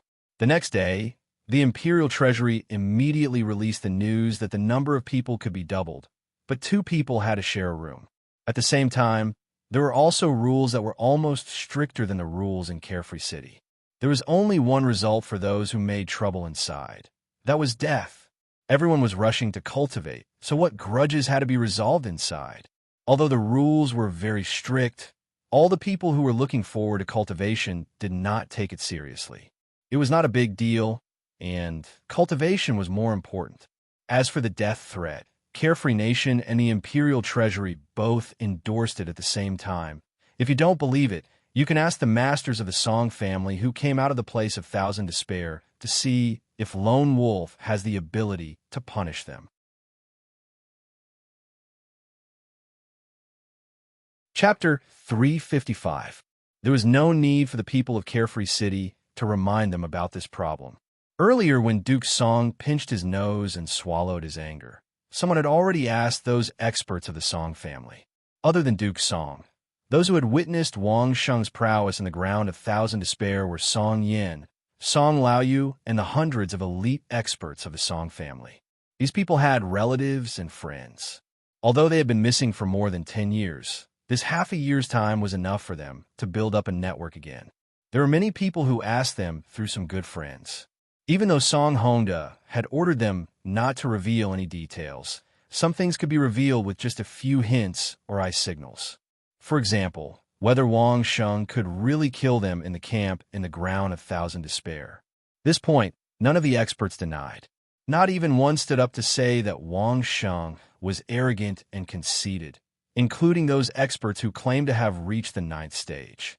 When this question was really brought up, many of the experts of the Song family had that kind of lingering fear on their faces, although no one knew what they had experienced. But for so many experts to show this kind of expression, even a fool would know that it must be something extremely terrible. The camp had doubled the quota, and more than 1,000 people could enter, which made many people wild with joy. The various vassal states unceremoniously fought for 10 quotas from each family. After all, it was 100 miles deeper into the ground of Thousand Despair than the Song family's camp. Just this alone was enough to tempt them. Wang Sheng no longer needed to personally train the skills to enter the ground of Thousand Despair. Everyone would be gathered together and trained by the guards who followed Wang Sheng in and out for about 10 days. Then Wang Sheng would bring everyone along the road to the camp. This time, they had to bring enough supplies. Just a variety of food and essential goods. The Imperial Treasury had prepared more than 300 people to be responsible for the transportation. Just as Wang Sheng was waiting to enter the ground of Thousand Despair again, the shopkeeper of Bao Qing Yutang came to find him. Wang Sheng was quite surprised that the shopkeeper of Bao Qing Yutang actually waited for such a long time to find him. He was really patient. It could almost be said that the Imperial Treasure House could earn back the cost of building the camp with the fees of these 2,000 people. However, he had to give half to Wang Sheng, and he didn't know what proportion he had to give to the king of Ashoka. In any case, just based on the cost of each person buying a slot, he would be able to recoup all the costs in 2 years at most. As for the expenses of those people in the camp, that was another matter. Wang Sheng didn't even need to ask to know that the items inside were extremely expensive. They were definitely more expensive than the items in Carefree City. How could a profiteer like LV want to let go of such an opportunity to make money? If Bao Qing Yutang didn't care about this speed of earning money, then Wang Sheng must be blind. Even though the refined salt and white sugar business had made Bao Qing Yutang extremely wealthy, who would complain about having too much gold? To Wang Sheng's surprise, the shopkeeper of Bao Qing Yutang in Carefree City had been changed to a new person, whom Wang Sheng had never seen before. If it weren't for the familiar shop assistant introducing him, Wang Sheng wouldn't have believed that the guy in front of him was the shopkeeper of Bao Qing Yutang. The previous shopkeeper was chubby, with a round face and small eyes. He would smile whenever he saw people, giving people a feeling of joy. The new shopkeeper, on the other hand, was lean, stood straight, and his eyes were shining. At first glance, one could tell that he was an expert. If he was a warrior, Wang Sheng wouldn't doubt it at all, but if he was a shopkeeper, Wang Sheng wouldn't believe it even if he was beaten to death. If such a gloomy guy who gave people an uncomfortable feeling at any time and place was a shopkeeper, then Wang Sheng would be the world's #1 expert. Lone Wolf, you've cooperated with our Bao Qing Yutang in the past. Why did you leave behind Bao Qing Yutang for this business in the land of 1,000 Despair? What made Wang Sheng even more surprised was that the new shopkeeper actually spoke in an accusatory tone, as if Wang Sheng had violated some heavenly law by not cooperating with Bao Qing Yutang. This made Wang Sheng extremely uncomfortable. Originally, when he heard Lu Wenho say that Bao Qing Yutang's side was caught up in the drama of the rich and powerful, and that the female owner had lost some influence, Wang Sheng was already in a bad mood.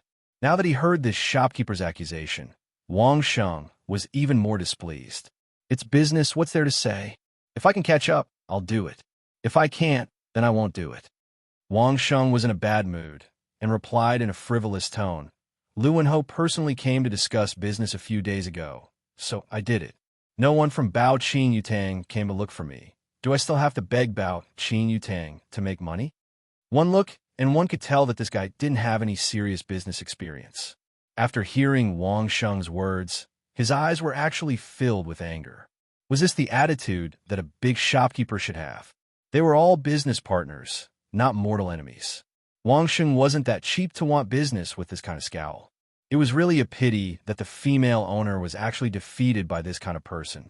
Looking at this shopkeeper's character, his master wasn't any better. If this kind of person wasn't a monopolist, he would have lost his pants long ago. Now that I'm here, can we discuss business?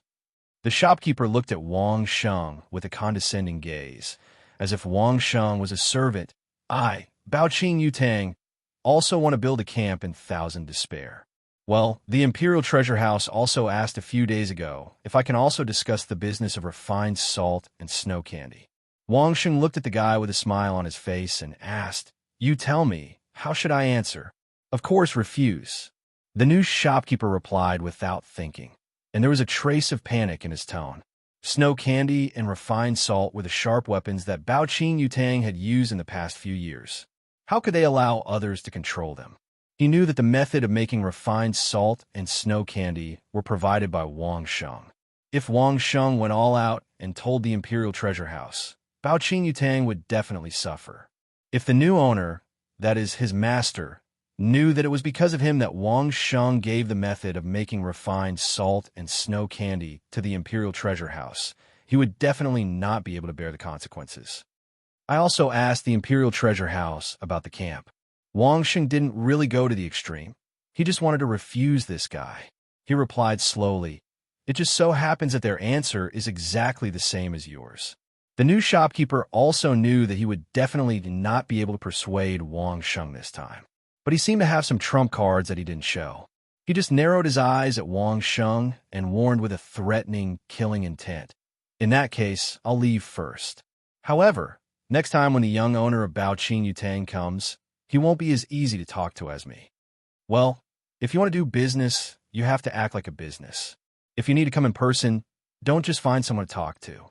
Wang Sheng ignored his threat and nodded as if he was praising him. "Tell him, I'll wait for him." Chapter 356. Obviously, the new shopkeeper was the person that Wang Sheng had casually found. The new shopkeeper was not stupid. Of course he could tell. But at this moment he did not say another word, just stared with bloodshot eyes, got up, and left bitterly. Looking at the departing back of the other party, Wang Sheng shook his head directly. After failing to talk business, he immediately became like the enemy who killed his father. If this was a shopkeeper, Wang Sheng would have twisted his head off and given it to him.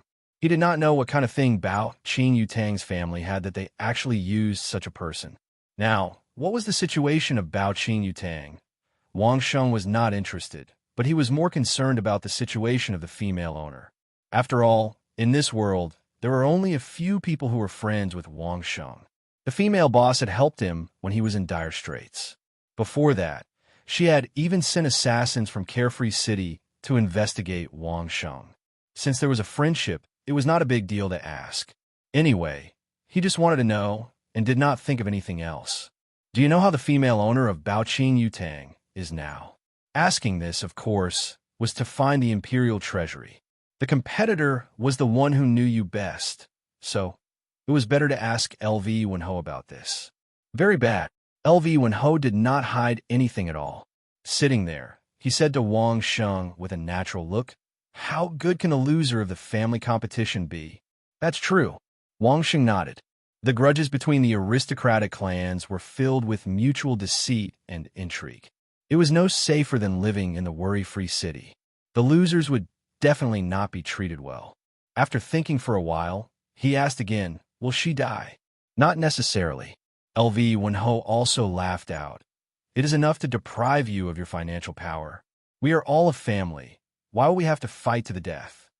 It seems that you are very clear about the internal strife of Baoqing Yutang's family. When Wang Sheng heard that the female owner's life was not in danger, he put down the last bit of worry. Putting aside these things, he chatted with LV Wenho happily and asked casually. "Of course," LV Wenho said with a matter-of-fact expression. "Their family's internal strife wasn't that intense at first. After I heard about it, I secretly lit a fire. That's why the current situation is like this. Wang Sheng didn't know what to say. Very few people would tell others about their schemes. Yet LV Wenho did not hide anything from Wang Sheng. This was the first time Wang Sheng had done something like this.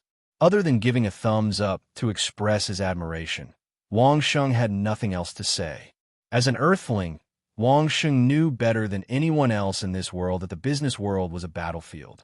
Since they were competitors, he would naturally resort to all means. Inciting internal strife among his opponents was also a brilliant move. Wang Sheng was a special forces soldier. In his training, there were training subjects for espionage, such as stirring up trouble behind the enemy's back, and even provoking internal strife to overthrow the enemy's regime.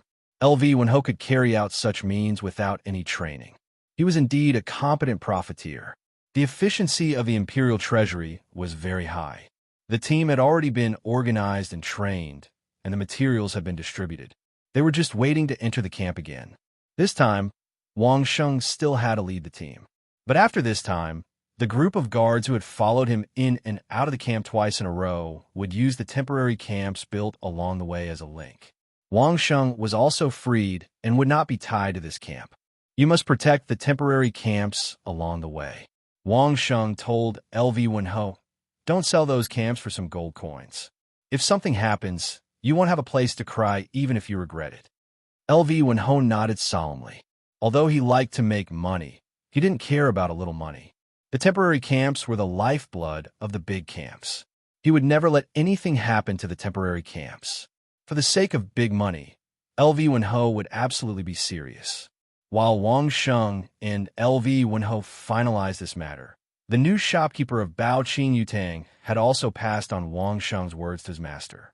Baoqing Yutang had been fighting internally for more than a year. After a long time, the female owner was finally forced to step down. After the new owner came to power, there was a purge.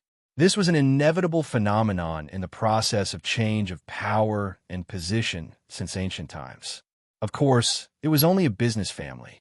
The purge was not so bloody. The original group of shopkeepers who were loyal to the female owner were all transferred away and replaced with their own people to control the situation. This process was not smooth at all. It was by no means an easy task to straighten out all the people, money, and power in such a large national chain store. What's more, this period of time also caught up with the emperor's enfeoffment of vassals.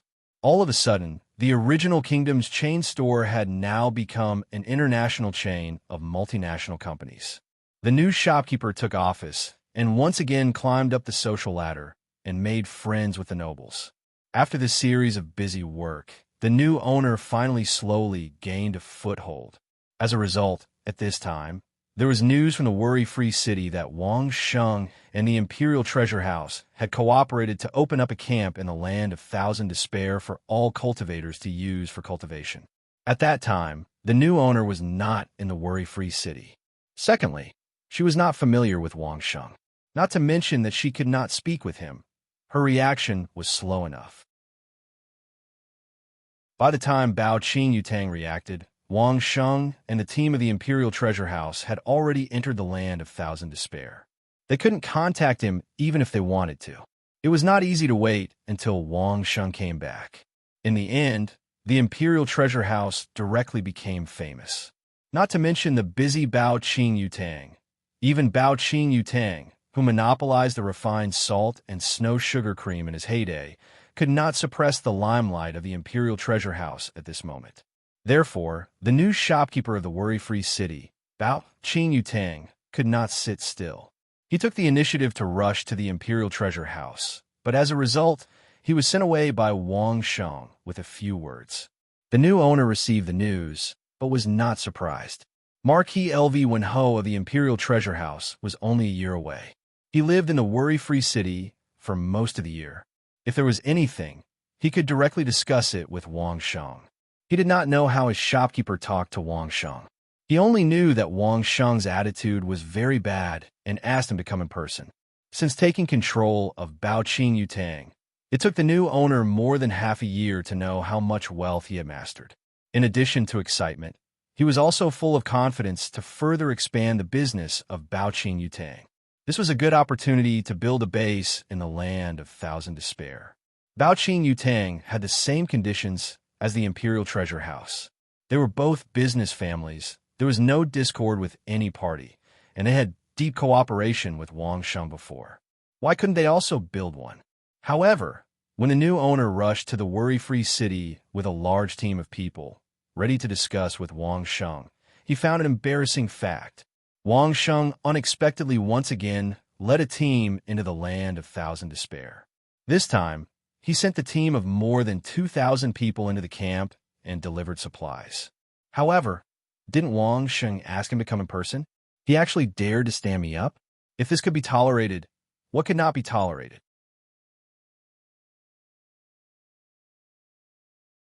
Chapter 357.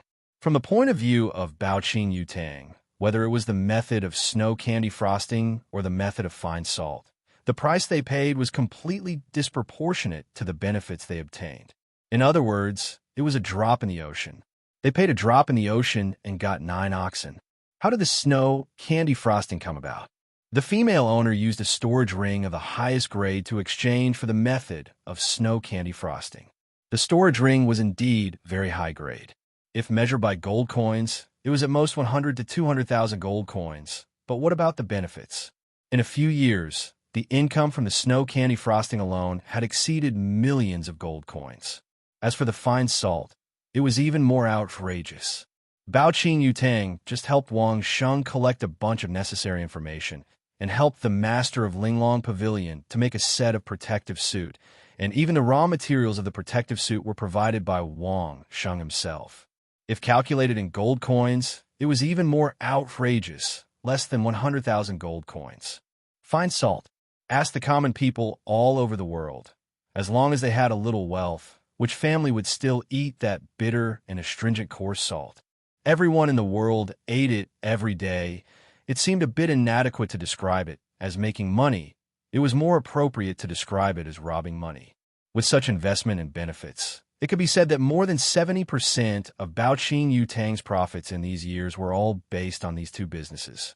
It was also because of this that Baoqing Yutang was able to suppress the Imperial Treasure House and financial resources in just a few years, and simply had the intention to become the leader of the business world. It was also because of the expansion of Baoqing Yutang in these years that the family coveted the power of Baoqing Yutang, which led to the internal strife that lasted for 2 years. In the past, Baoqing Yutang's business was also big enough, but all kinds of tedious projects required a lot of energy to maintain, and the profit margin was not even half of the snow candy frosting and fine salt. Now, as long as these two businesses, as long as the sugarcane production area and coarse salt production area, and then control the two technologies from leaking, they could sit there steadily and collect money. He didn't have to put in too much effort, yet he could still earn a lot of money, and his family status could also be greatly improved. It would be strange if people didn't covet him. The new owner could be considered as the female owner's biological brother and sister. In the past, it was just that the female owner had to run around and manage the business. Now that the business was not so busy and she could have all the power, who wouldn't want to be in power? Ever since he was a child, he had lived a life of luxury. The servants around him had always been fawning over him, and everyone had always acted according to the eldest young master's temperament. Now that he had suddenly become the young master of Baoqing Yutang, the eldest young master's attitude didn't change at all. He only felt that everything was as it should be. As long as it was a person, they should obey him. As long as it was a business partner, they should give him the biggest discount. As long as it was a buyer, they should smile and buy his goods at a high price. It was a gift for him to do business with you, and it was a blessing for you to buy my goods. This superior mentality made the new young master feel that everyone in the world should revolve around him. At least he wasn't an idiot. He knew that since Wang Sheng had provided the method to make the snow candy and refined salt, he was a very important business partner. In addition, there was a new business to discuss in the Thousand Despair campsite, which was why he had lowered his status to come to Carefree City, a place with a foul atmosphere. He didn't expect that Wang Sheng would actually leave. What was this? Was he playing with him? The new young master was instantly filled with anger. He completely ignored the fact that he didn't make an appointment with Wang Sheng in advance, nor did he tell Wang Sheng to wait for him. He always felt that if he didn't follow his wishes, he would go against him. The young master believed that as a high and mighty person, he must not be angry and must not show his emotions on his face. Thus, he had been keeping a straight face, trying his best to not let others see his emotions. Unfortunately, in the eyes of those who were familiar with him, his behavior was not something that could not be seen on his face. It was almost written all over his face. The new shopkeeper of Carefree City was also familiar with his master's temperament. At this time, how could he not know that he should speak according to his master's wishes? His words directly described Wang Sheng as a violent and rude person who didn't put Bao Qing Yutang in his eyes.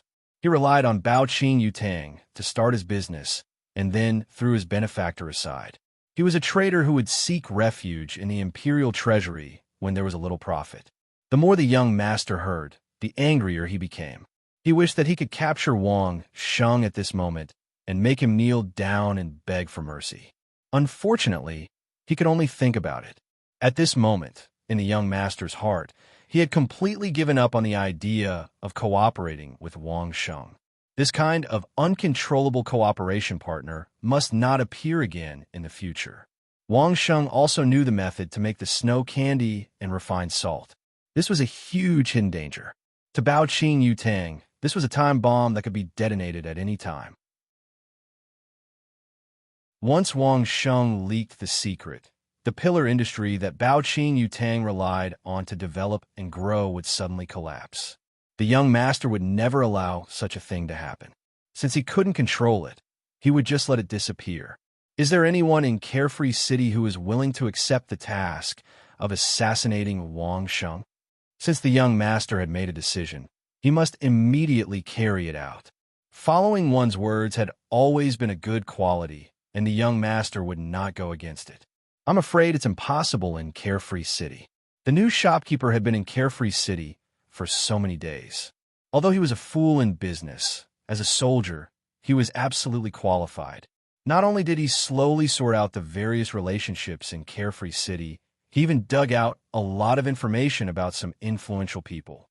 Wang Sheng was a popular person in Carefree City, and he was also Bao Qing Yutang's business partner. Hence, he had to pay close attention to him. Given the current attitude of various parties towards Wang Sheng, as well as the attitude of the ruler of Carefree Country towards Wang Sheng, as long as Wang Sheng didn't leave Carefree City, no one would lay a hand on him, and no one would dare to lay a hand on him. There was no distinction between the inner city and the outer city. Look for the Godly Might prison and offer a high price to buy Wang Sheng's head. The young master ordered with a straight face, "Our Bao Qing Yutang's business mustn't be in the hands of an outsider."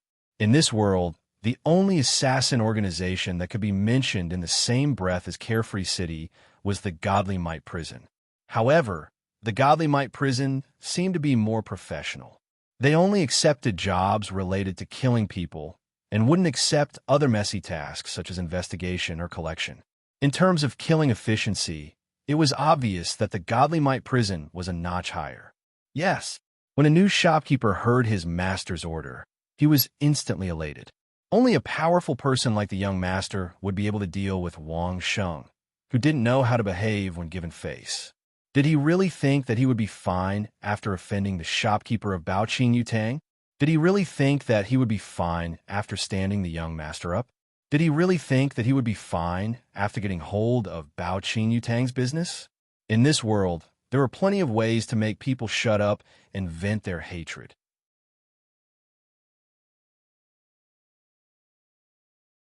Chapter 358. Wang Sheng did not expect that he would get himself killed just because of this. But even if he did, Wang Sheng would just laugh it off. There would definitely be a period of time where Wang Sheng would be roaming around in the land of Thousand Despair. In the land of Thousand Despair, who would Wang Sheng be afraid of? Unless it was an expert like the old Taoist Ling Su, who also knew the 9 syllables incantation, Wang Sheng would just be sending himself to his death, even if there were 8 to 10 of them. A large team of more than 2,000 people was extraordinary. Even the scale of the road was different. In order to avoid the trouble of leading a team many times in the future, Wang Sheng decided to settle at this time. All the insects along the way were driven 50 meters away by Wang Sheng and the old Taoist Ling Su. No matter how strong the demon beasts were, there was nothing to be afraid of with more than 2,000 people. There were 7 to 8 people clearing the way.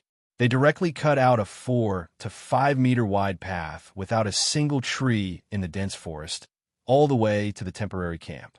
With such a large team, there was no way to set up a temporary camp. Since there was no danger, the team decided to camp on the newly opened road. Because of this, Wang Sheng did not care about the plan of going through a temporary camp every day. He led the team as far as they could. They were all cultivators, so they did not feel tired at all. If it was not for the fact that they needed to rest at night, Wang Sheng would have brought everyone on a night journey. Apart from the guards who had followed Wang Sheng in and out of the land of Thousand Despair, it was the first time for most of the people in the team. In one day, they had traveled dozens of miles. Seeing how easy the journey was, it did not seem to match the rumors they had heard about the land of Thousand Despair. Many of them could not help but start to mutter. Only the guards were still vigilantly looking around. Although they could vaguely guess that all this must have something to do with Wang Sheng and Wang Sheng's super strong guard, they did not dare to let their guard down. The last time they had entered the grounds of Thousand Despair, 70 to 80 people had died along the way.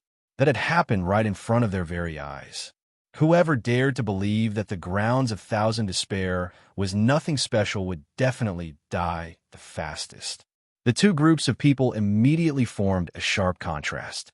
The group of guards was extremely nervous even when they were camping. They maintained a posture that could jump up and attack at any time, and the machetes used to pave the way were placed by their hands. On the other hand, there was another group of newbie experts who entered the place of Thousand Despair for the first time. However, they seemed to be on a leisurely tour.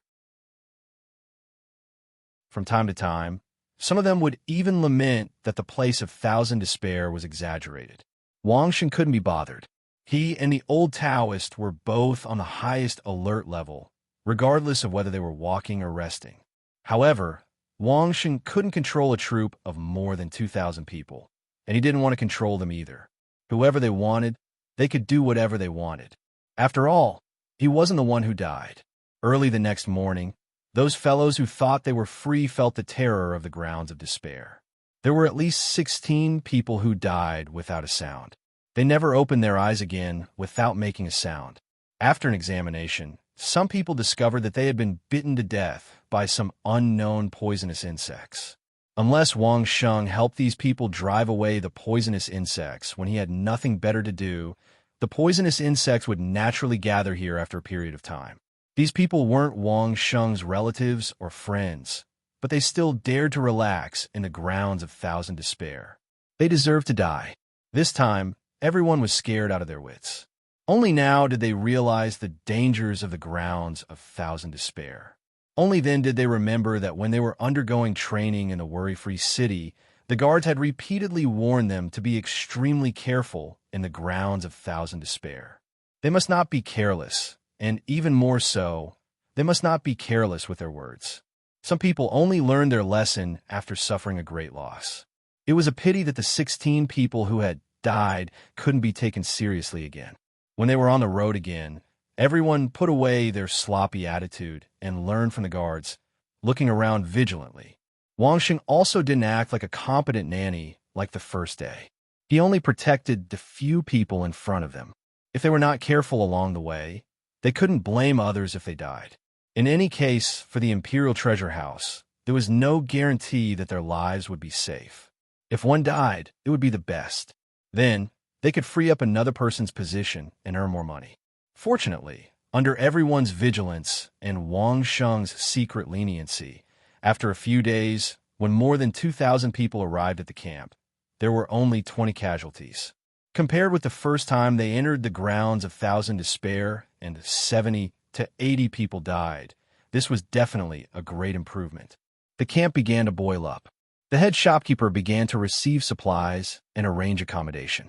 When all these were done, it was already 2 days later. The 2,000 experts came here to cultivate, not to make trouble. Even if there were casualties along the way, it was their own bad luck.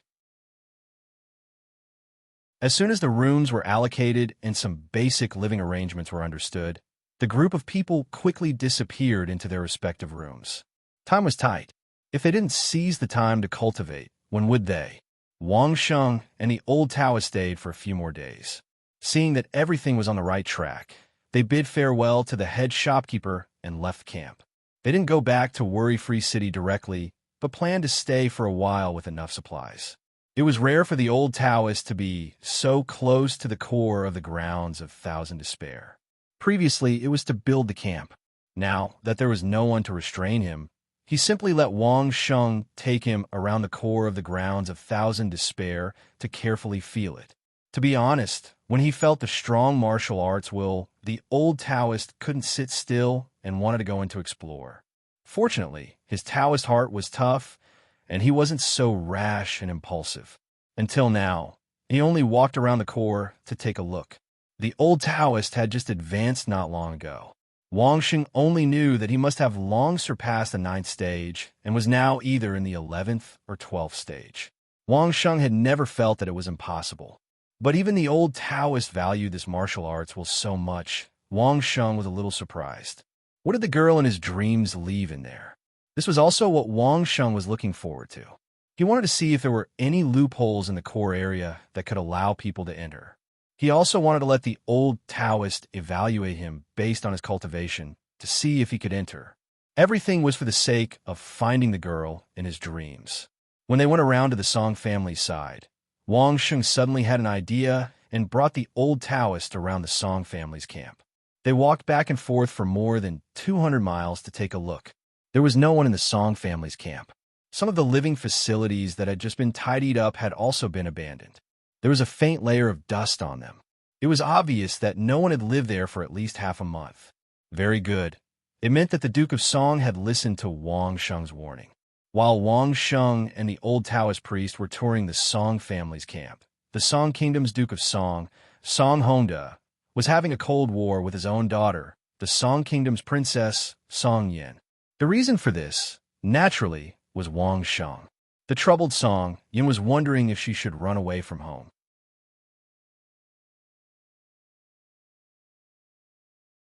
Chapter 359. When Song Honda was hunting down Wang Sheng, the relationship between Wang Sheng and Song Yan's fiancée had already existed in name only. It had originally been an expedient measure. Later on, the Song clan had discovered Wang Sheng's great value and wanted to rope him in. That was why the Great Elder and the others had deliberately publicized this matter to the entire world. When Wang Sheng told Song Honda not to open the Song clan's camp, there was basically no room for reconciliation between Wang Sheng and Song Honda. Song Honda was the current Duke of Song, a dignified duke. Yet, he had been slapped in the face by a commoner like Wang Sheng. If he did not kill Wang Sheng, how could the Duke of Song continue living shamelessly? The two sides were already irreconcilable enemies. Regardless of whether it was Wang Sheng or Song Honda, one more enemy made no difference. However, the one who suffered the most was Song Yin, who was stuck in the middle. When Song Honda was conferred the title of Duke, Song Yin immediately became the legitimate princess of Song. In the entire world, apart from the emperor's daughter, probably no other family's daughter was more respected than her. But behind this nobility, there was a frown that never left his face. Ever since returning from the land of Thousand Despair, Song Yin had not been happy. The conflict between her father and Wang Sheng, and her father's illness, all of these things made her unable to be happy. When she made up her mind to look for Wang Sheng to find a way to save her father, she was stopped by her father. From that moment on, Song Yin knew that no matter how wrong Song Honda was, he still doted on her from the bottom of his heart. Even though he could give up taking care of her for the sake of the family, he was even willing to exchange his life for Song Yan's dignity at a time like this. In the following days, Song Yin thought of ways to find famous doctors and alchemists to cure her father's illness. She could see that Song Honda was suddenly 100 times more energetic than usual. Song Yin was terrified. She didn't want to lose her father so soon after she found him. The biggest conflict erupted after Song Honda was conferred the title of Duke. Suddenly becoming a king, a marquis, and a duke, Song Honda's ambition could no longer be suppressed. Song Honda had perfected this series of moves. He mobilized the entire Song nation, bursting forth with his greatest combat potential. The Dai clan was quick to admit defeat. Otherwise, Song Honda would absolutely sweep over at lightning speed and completely annihilate the Dai clan. But once the Dai clan admitted defeat, coupled with the obstruction of the other clans, Song Honda had no choice but to hide his claws and teeth and wait for the next time to erupt. Only then did Song Honda realize how terrifying the potential power of a clan was when it became a country. It was a power that could mobilize all the people unconditionally. It was not something a small clan could compare to. Why didn't the old ancestors think of such an intoxicating power? He actually let the Su family benefit and let the Su family become the emperor. However, be it the emperor of that time or the son of heaven of this time, they were just empty shells. They were lofty puppets. How could they have the kind of control that the Song clan had over the Song nation? No matter how high his status was, it was impossible for him to unleash such power. However, this power that had already been unleashed did not have a legitimate successor to inherit it.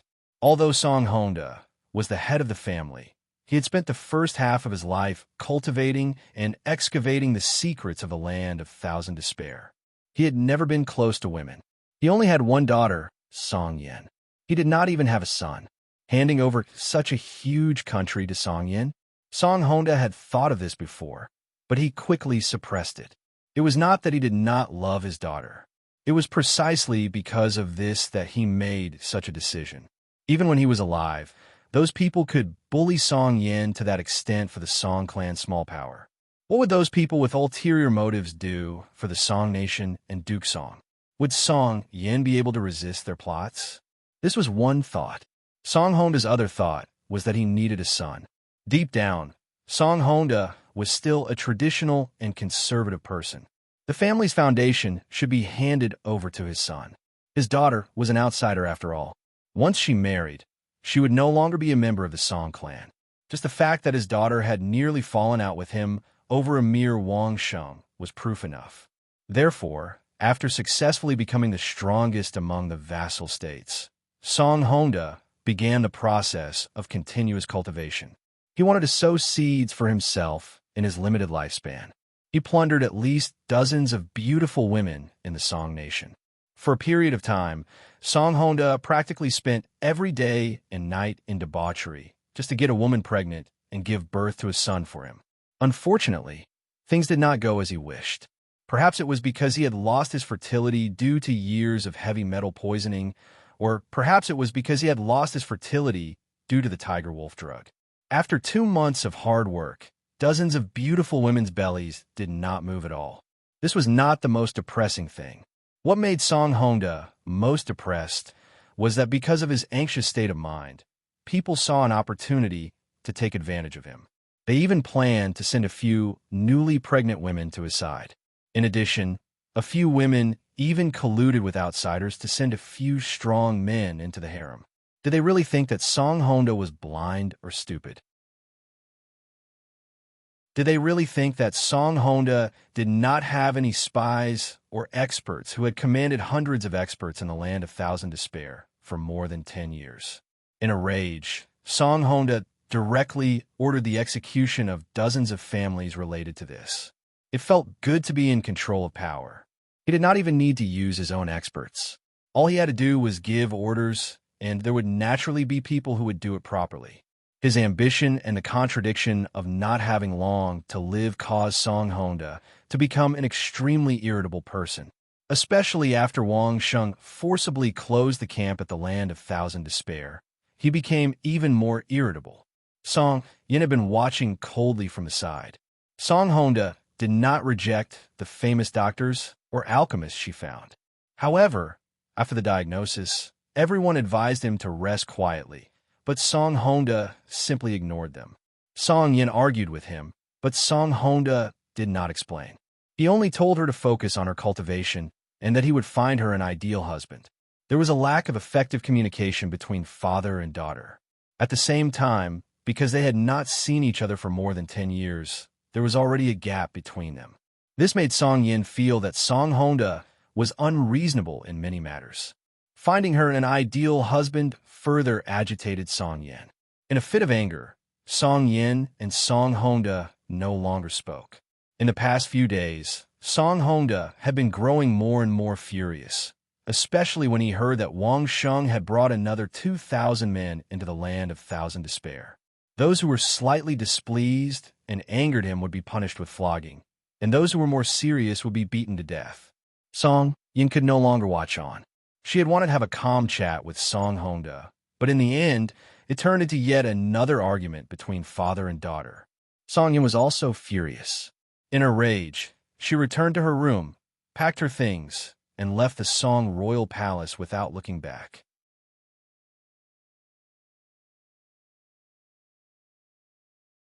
Chapter 360. Since the emperor had just started conferring feudal vassals, the etiquette of the various regions was not complete. Therefore, if Princess Song Yin wanted to leave, not a single guard would stop her. In the Song royal palace, Song Honda could hear the slightest movement in the wind. Hearing Song Yin leave in a huff, Song Honda was silent for a while. Then he ordered Song Laoyu to bring a group of experts to follow her. After Song Yin left, Song Honda sat alone on the throne in the palace, looking at the empty space in front of him, not saying a word for a long time. In the past 6 months, Song Yan's cultivation had improved again, and she was just a step away from entering the 6th stage, but now she was still at the peak of the 5th stage. It wasn't that she didn't want to rush into the 6th stage realm immediately, but she vaguely remembered what Wang Sheng had said before. Cultivation should be stable, not fast. A little stability would be beneficial to her own body and cultivation. Walking alone on the streets of the country of Song, Song Yin was a little distracted. The city had changed so much in just half a year that Song Yin, who was born and raised in the Song family, almost couldn't recognize it. Not knowing where to go, Song Yin wandered out of the city. However, she soon discovered that there was a group of people behind her. Turning her head, Song Yin saw Song Laoyu and a group of guards. It could not be denied that Song Honda placed extreme importance on Song Yan's safety. Just based on the 9th degree realm guards, there were already 2 of them. Other than that, there were 8 7th degree realm top exponents and 10 over 3rd and 2nd degree realm runners. Horses and carriages were all ready, so Song Yin could do whatever she wanted. "Princess, where do you want to go? I'll accompany you." Song Laoyu had been taking care of Song Yin since she was young, so they had a special relationship. Seeing Song Yan's stunned expression, she went forward and replied with a smile. Song Yin did not comment on this, so Song Laoyu naturally followed behind Song Yin.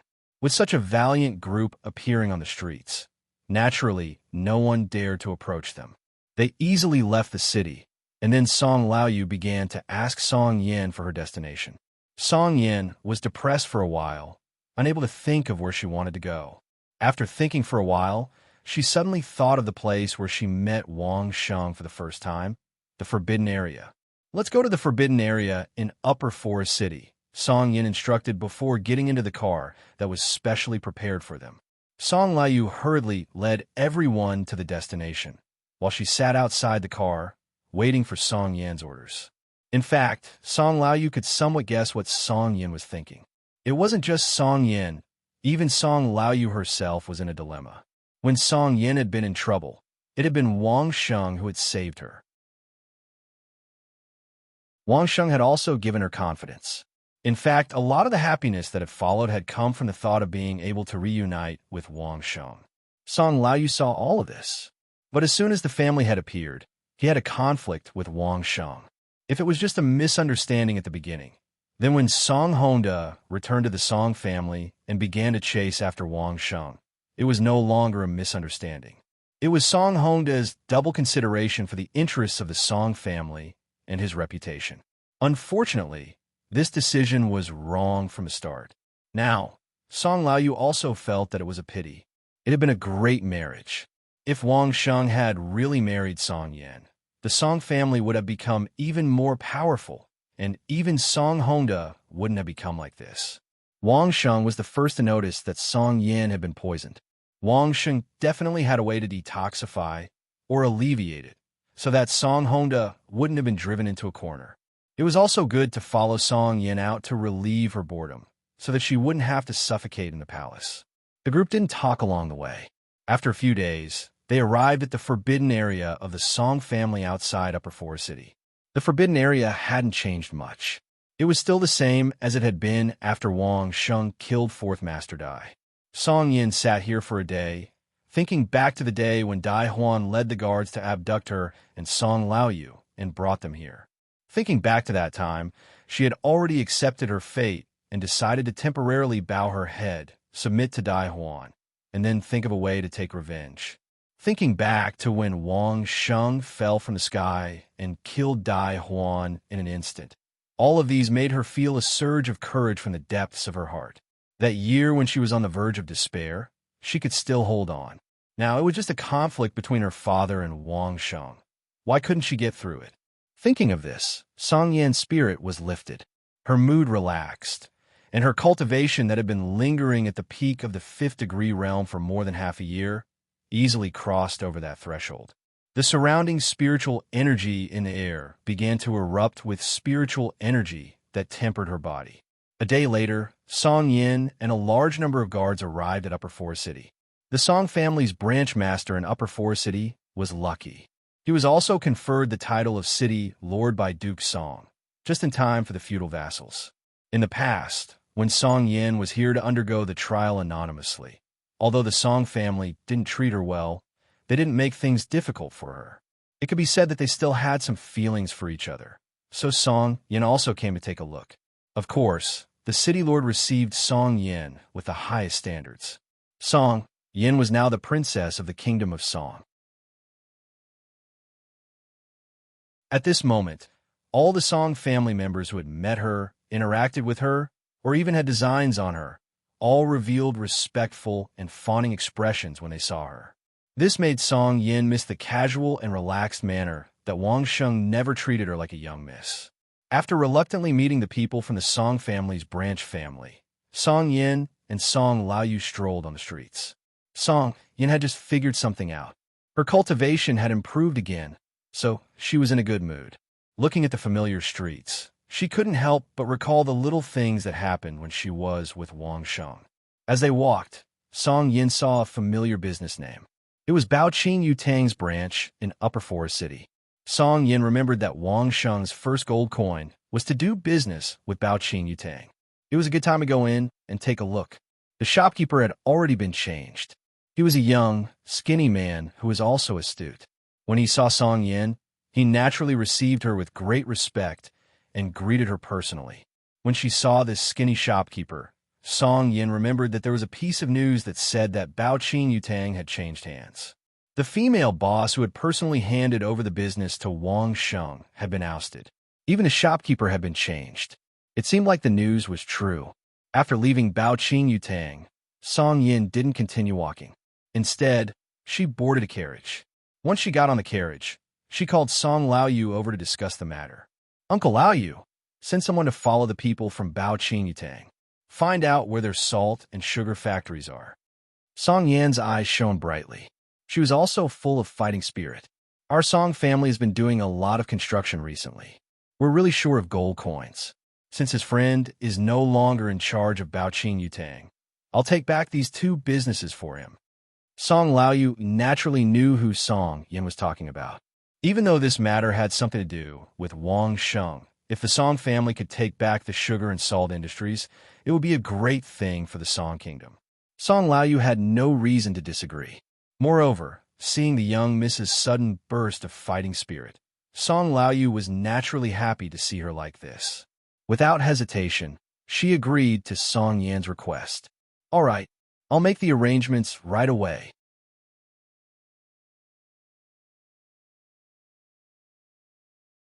Chapter 361. Wang Sheng and the old Taoist were staring at a cliff in a daze. This cliff was really a cliff. It was flat from top to bottom, as if it had been cleaved by a knife. It was completely made of stone, and there was not a single woody plant on it. The entire cliff had been weathered and covered in moss, so it looked completely green. The cliff was almost 100 feet high and at least 200 feet horizontally. It stood there like a smooth wall, blocking the two people's way into the core of the land of 1,000 extremes. Fortunately, neither of them had any intention of entering the core of the land of 1,000 extremes at that moment, so it made no difference to them whether or not it blocked their way. It was just that the old Taoist seemed to have discovered something as he stood there and stared at it. "What's up there?" Wang Sheng looked at the cliff and could not see anything. With his eyesight, he could not see anything unsightly on top of the cliff. However, the old Taoist had been standing there for almost half a day, and he did not move his feet at all, as if he was looking at some peerless beauty. "Moss." It seemed like the old Taoist priest was answering. However, Wang Sheng was left speechless when he heard that. Who could not see that there was moss on it? The old Taoist's answer was like the system help provided by Microsoft on Earth. It was completely correct, but completely useless. "I saw it." Wang Sheng could not help it. He could not beat the old Taoist, so he could only curl his lips and say in a seemingly sarcastic manner, "Why are you still asking when you saw it?" The old Taoist looked at Wang Sheng in annoyance, as if he was blaming Wang Sheng for wasting his time. This time, Wang Sheng was completely speechless, and he could not say another word. Seeing that the old Taoist was still watching with relish, Wang Sheng simply found a place to sit down and drink some water. He took out a piece of fanged swine meat from his storage ring and started a fire to roast it. The new fanged swine meat wasn't leftovers from before. Instead, the old Taoist priest and Wang Sheng had bumped into each other one day. The old Taoist priest suddenly said that he hadn't eaten fresh meat in a while, so he went up and killed it before throwing it to Wang Sheng. The old Taoist's quick action touched Wang Sheng. He had encountered a fanged swine when he was running for his life, and it took him a lot of effort to kill it. In the end, the old Taoist killed it with one punch. Although with Wang Sheng's current strength, he could kill it with a few punches, it was definitely not as easy as the old Taoist. It seemed that his cultivation was still far from it. When Wang Sheng was almost done roasting, the old Taoist consciously sat beside him. He reached out and grabbed the fattest piece without any politeness. He picked it up and chewed on it. After a few bites, he reached out and asked for wine. He did not even show the slightest bit of politeness. Wang Sheng served the old Taoist very well. He gave him food and drink without any complaints. When the old Taoist was almost done eating and drinking, he wiped his mouth, stood up, and continued to observe. Wang Sheng cleaned up and put out the fire. Then he slowly walked behind the old Taoist. Did you notice? This cliff was carved out by someone with a blade or a sword. The old Taoist priest finally spoke up. The moment he did, Wang Sheng was given a huge fright. It was more than 100 feet high and more than 2,000 feet wide. It was all made of hard stone. Was it cut out by a knife or a sword? Why didn't he say it was an axe? Wang Sheng asked this question. At least an axe was more likely than a light weapon like a knife or a sword, right? If it wasn't an axe, then it was a light knife or sword. The old Taoist answered with certainty and determination. Since the old Taoist said so, Wang Sheng would definitely believe it. It was just that this answer was too unbelievable. Even Wang Sheng was a little slow to realize that the cliff was cut out by a knife. It was no wonder. If it was cut out, then there must be at least a piece of the same cross-section. Where did that piece go?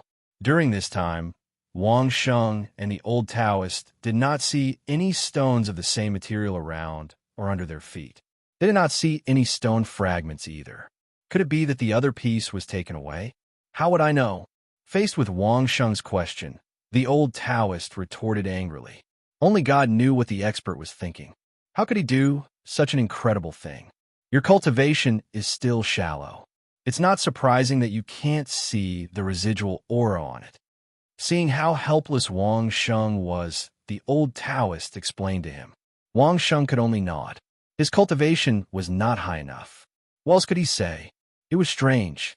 Originally, as long as it was something related to combat cultivation, the little person with combat awareness would be extremely excited.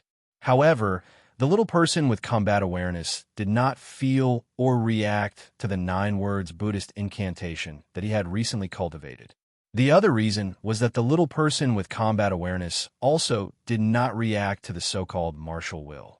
Wang Sheng knew that the martial will should be a trap created by the girl in his dreams, a bait. It was normal that the little person with combat awareness did not react to it. Then what was the reason for this cliff? Could it also be a trap set by the girl in his dreams? No, it should have been created by the girl in his dreams. The little person with combat awareness also had an extremely close relationship with the girl in his dreams. That was why it was not interested in something that originally belonged to it. This was the only explanation. The old Taoist's hand touched the flat cliff, as if he was feeling the residual aura of martial arts on it. Wang Sheng did not say much. He just looked at it calmly, admiring the cliff that had been cut out by a knife from the perspective of knowing the answer. At the same time, he secretly calculated how much energy such a knife would have to contain to be able to achieve this on Earth. Do you still have your hammer and chisel with you? The old Taoist suddenly asked. Yes, Wang Sheng replied quickly. Previously, the old Taoist had borrowed one for himself as his weapon. With a casual grab, he had taken away the normal weight one. Right now, Wang Sheng still had 1,000 gene hammer, a 2,000 gene hammer, a 100 gene hammer, and a 2 gene hammer. These were tools that he had been using for practice. So how could he not bring them with him? Use the lightest one. The old Taoist directly instructed. If you can chisel out all the 9 symbolic words that you've comprehended on this cliff, I believe that you'll be able to comprehend the remaining few words as well. There was such a good thing? Wang Sheng was instantly energized. It was true that the old Taoist was mysterious, but when it came to cultivation, the old Taoist had never lied. Wang Sheng had benefited a lot from the tailor-made cultivation plan that he had prepared for himself last time. This time, he had made such a serious suggestion. No matter what, Wang Sheng had to try it out according to the old Taoist method. After retreating a few hundred meters, Wang Sheng carefully observed the frame of the cliff from a distance.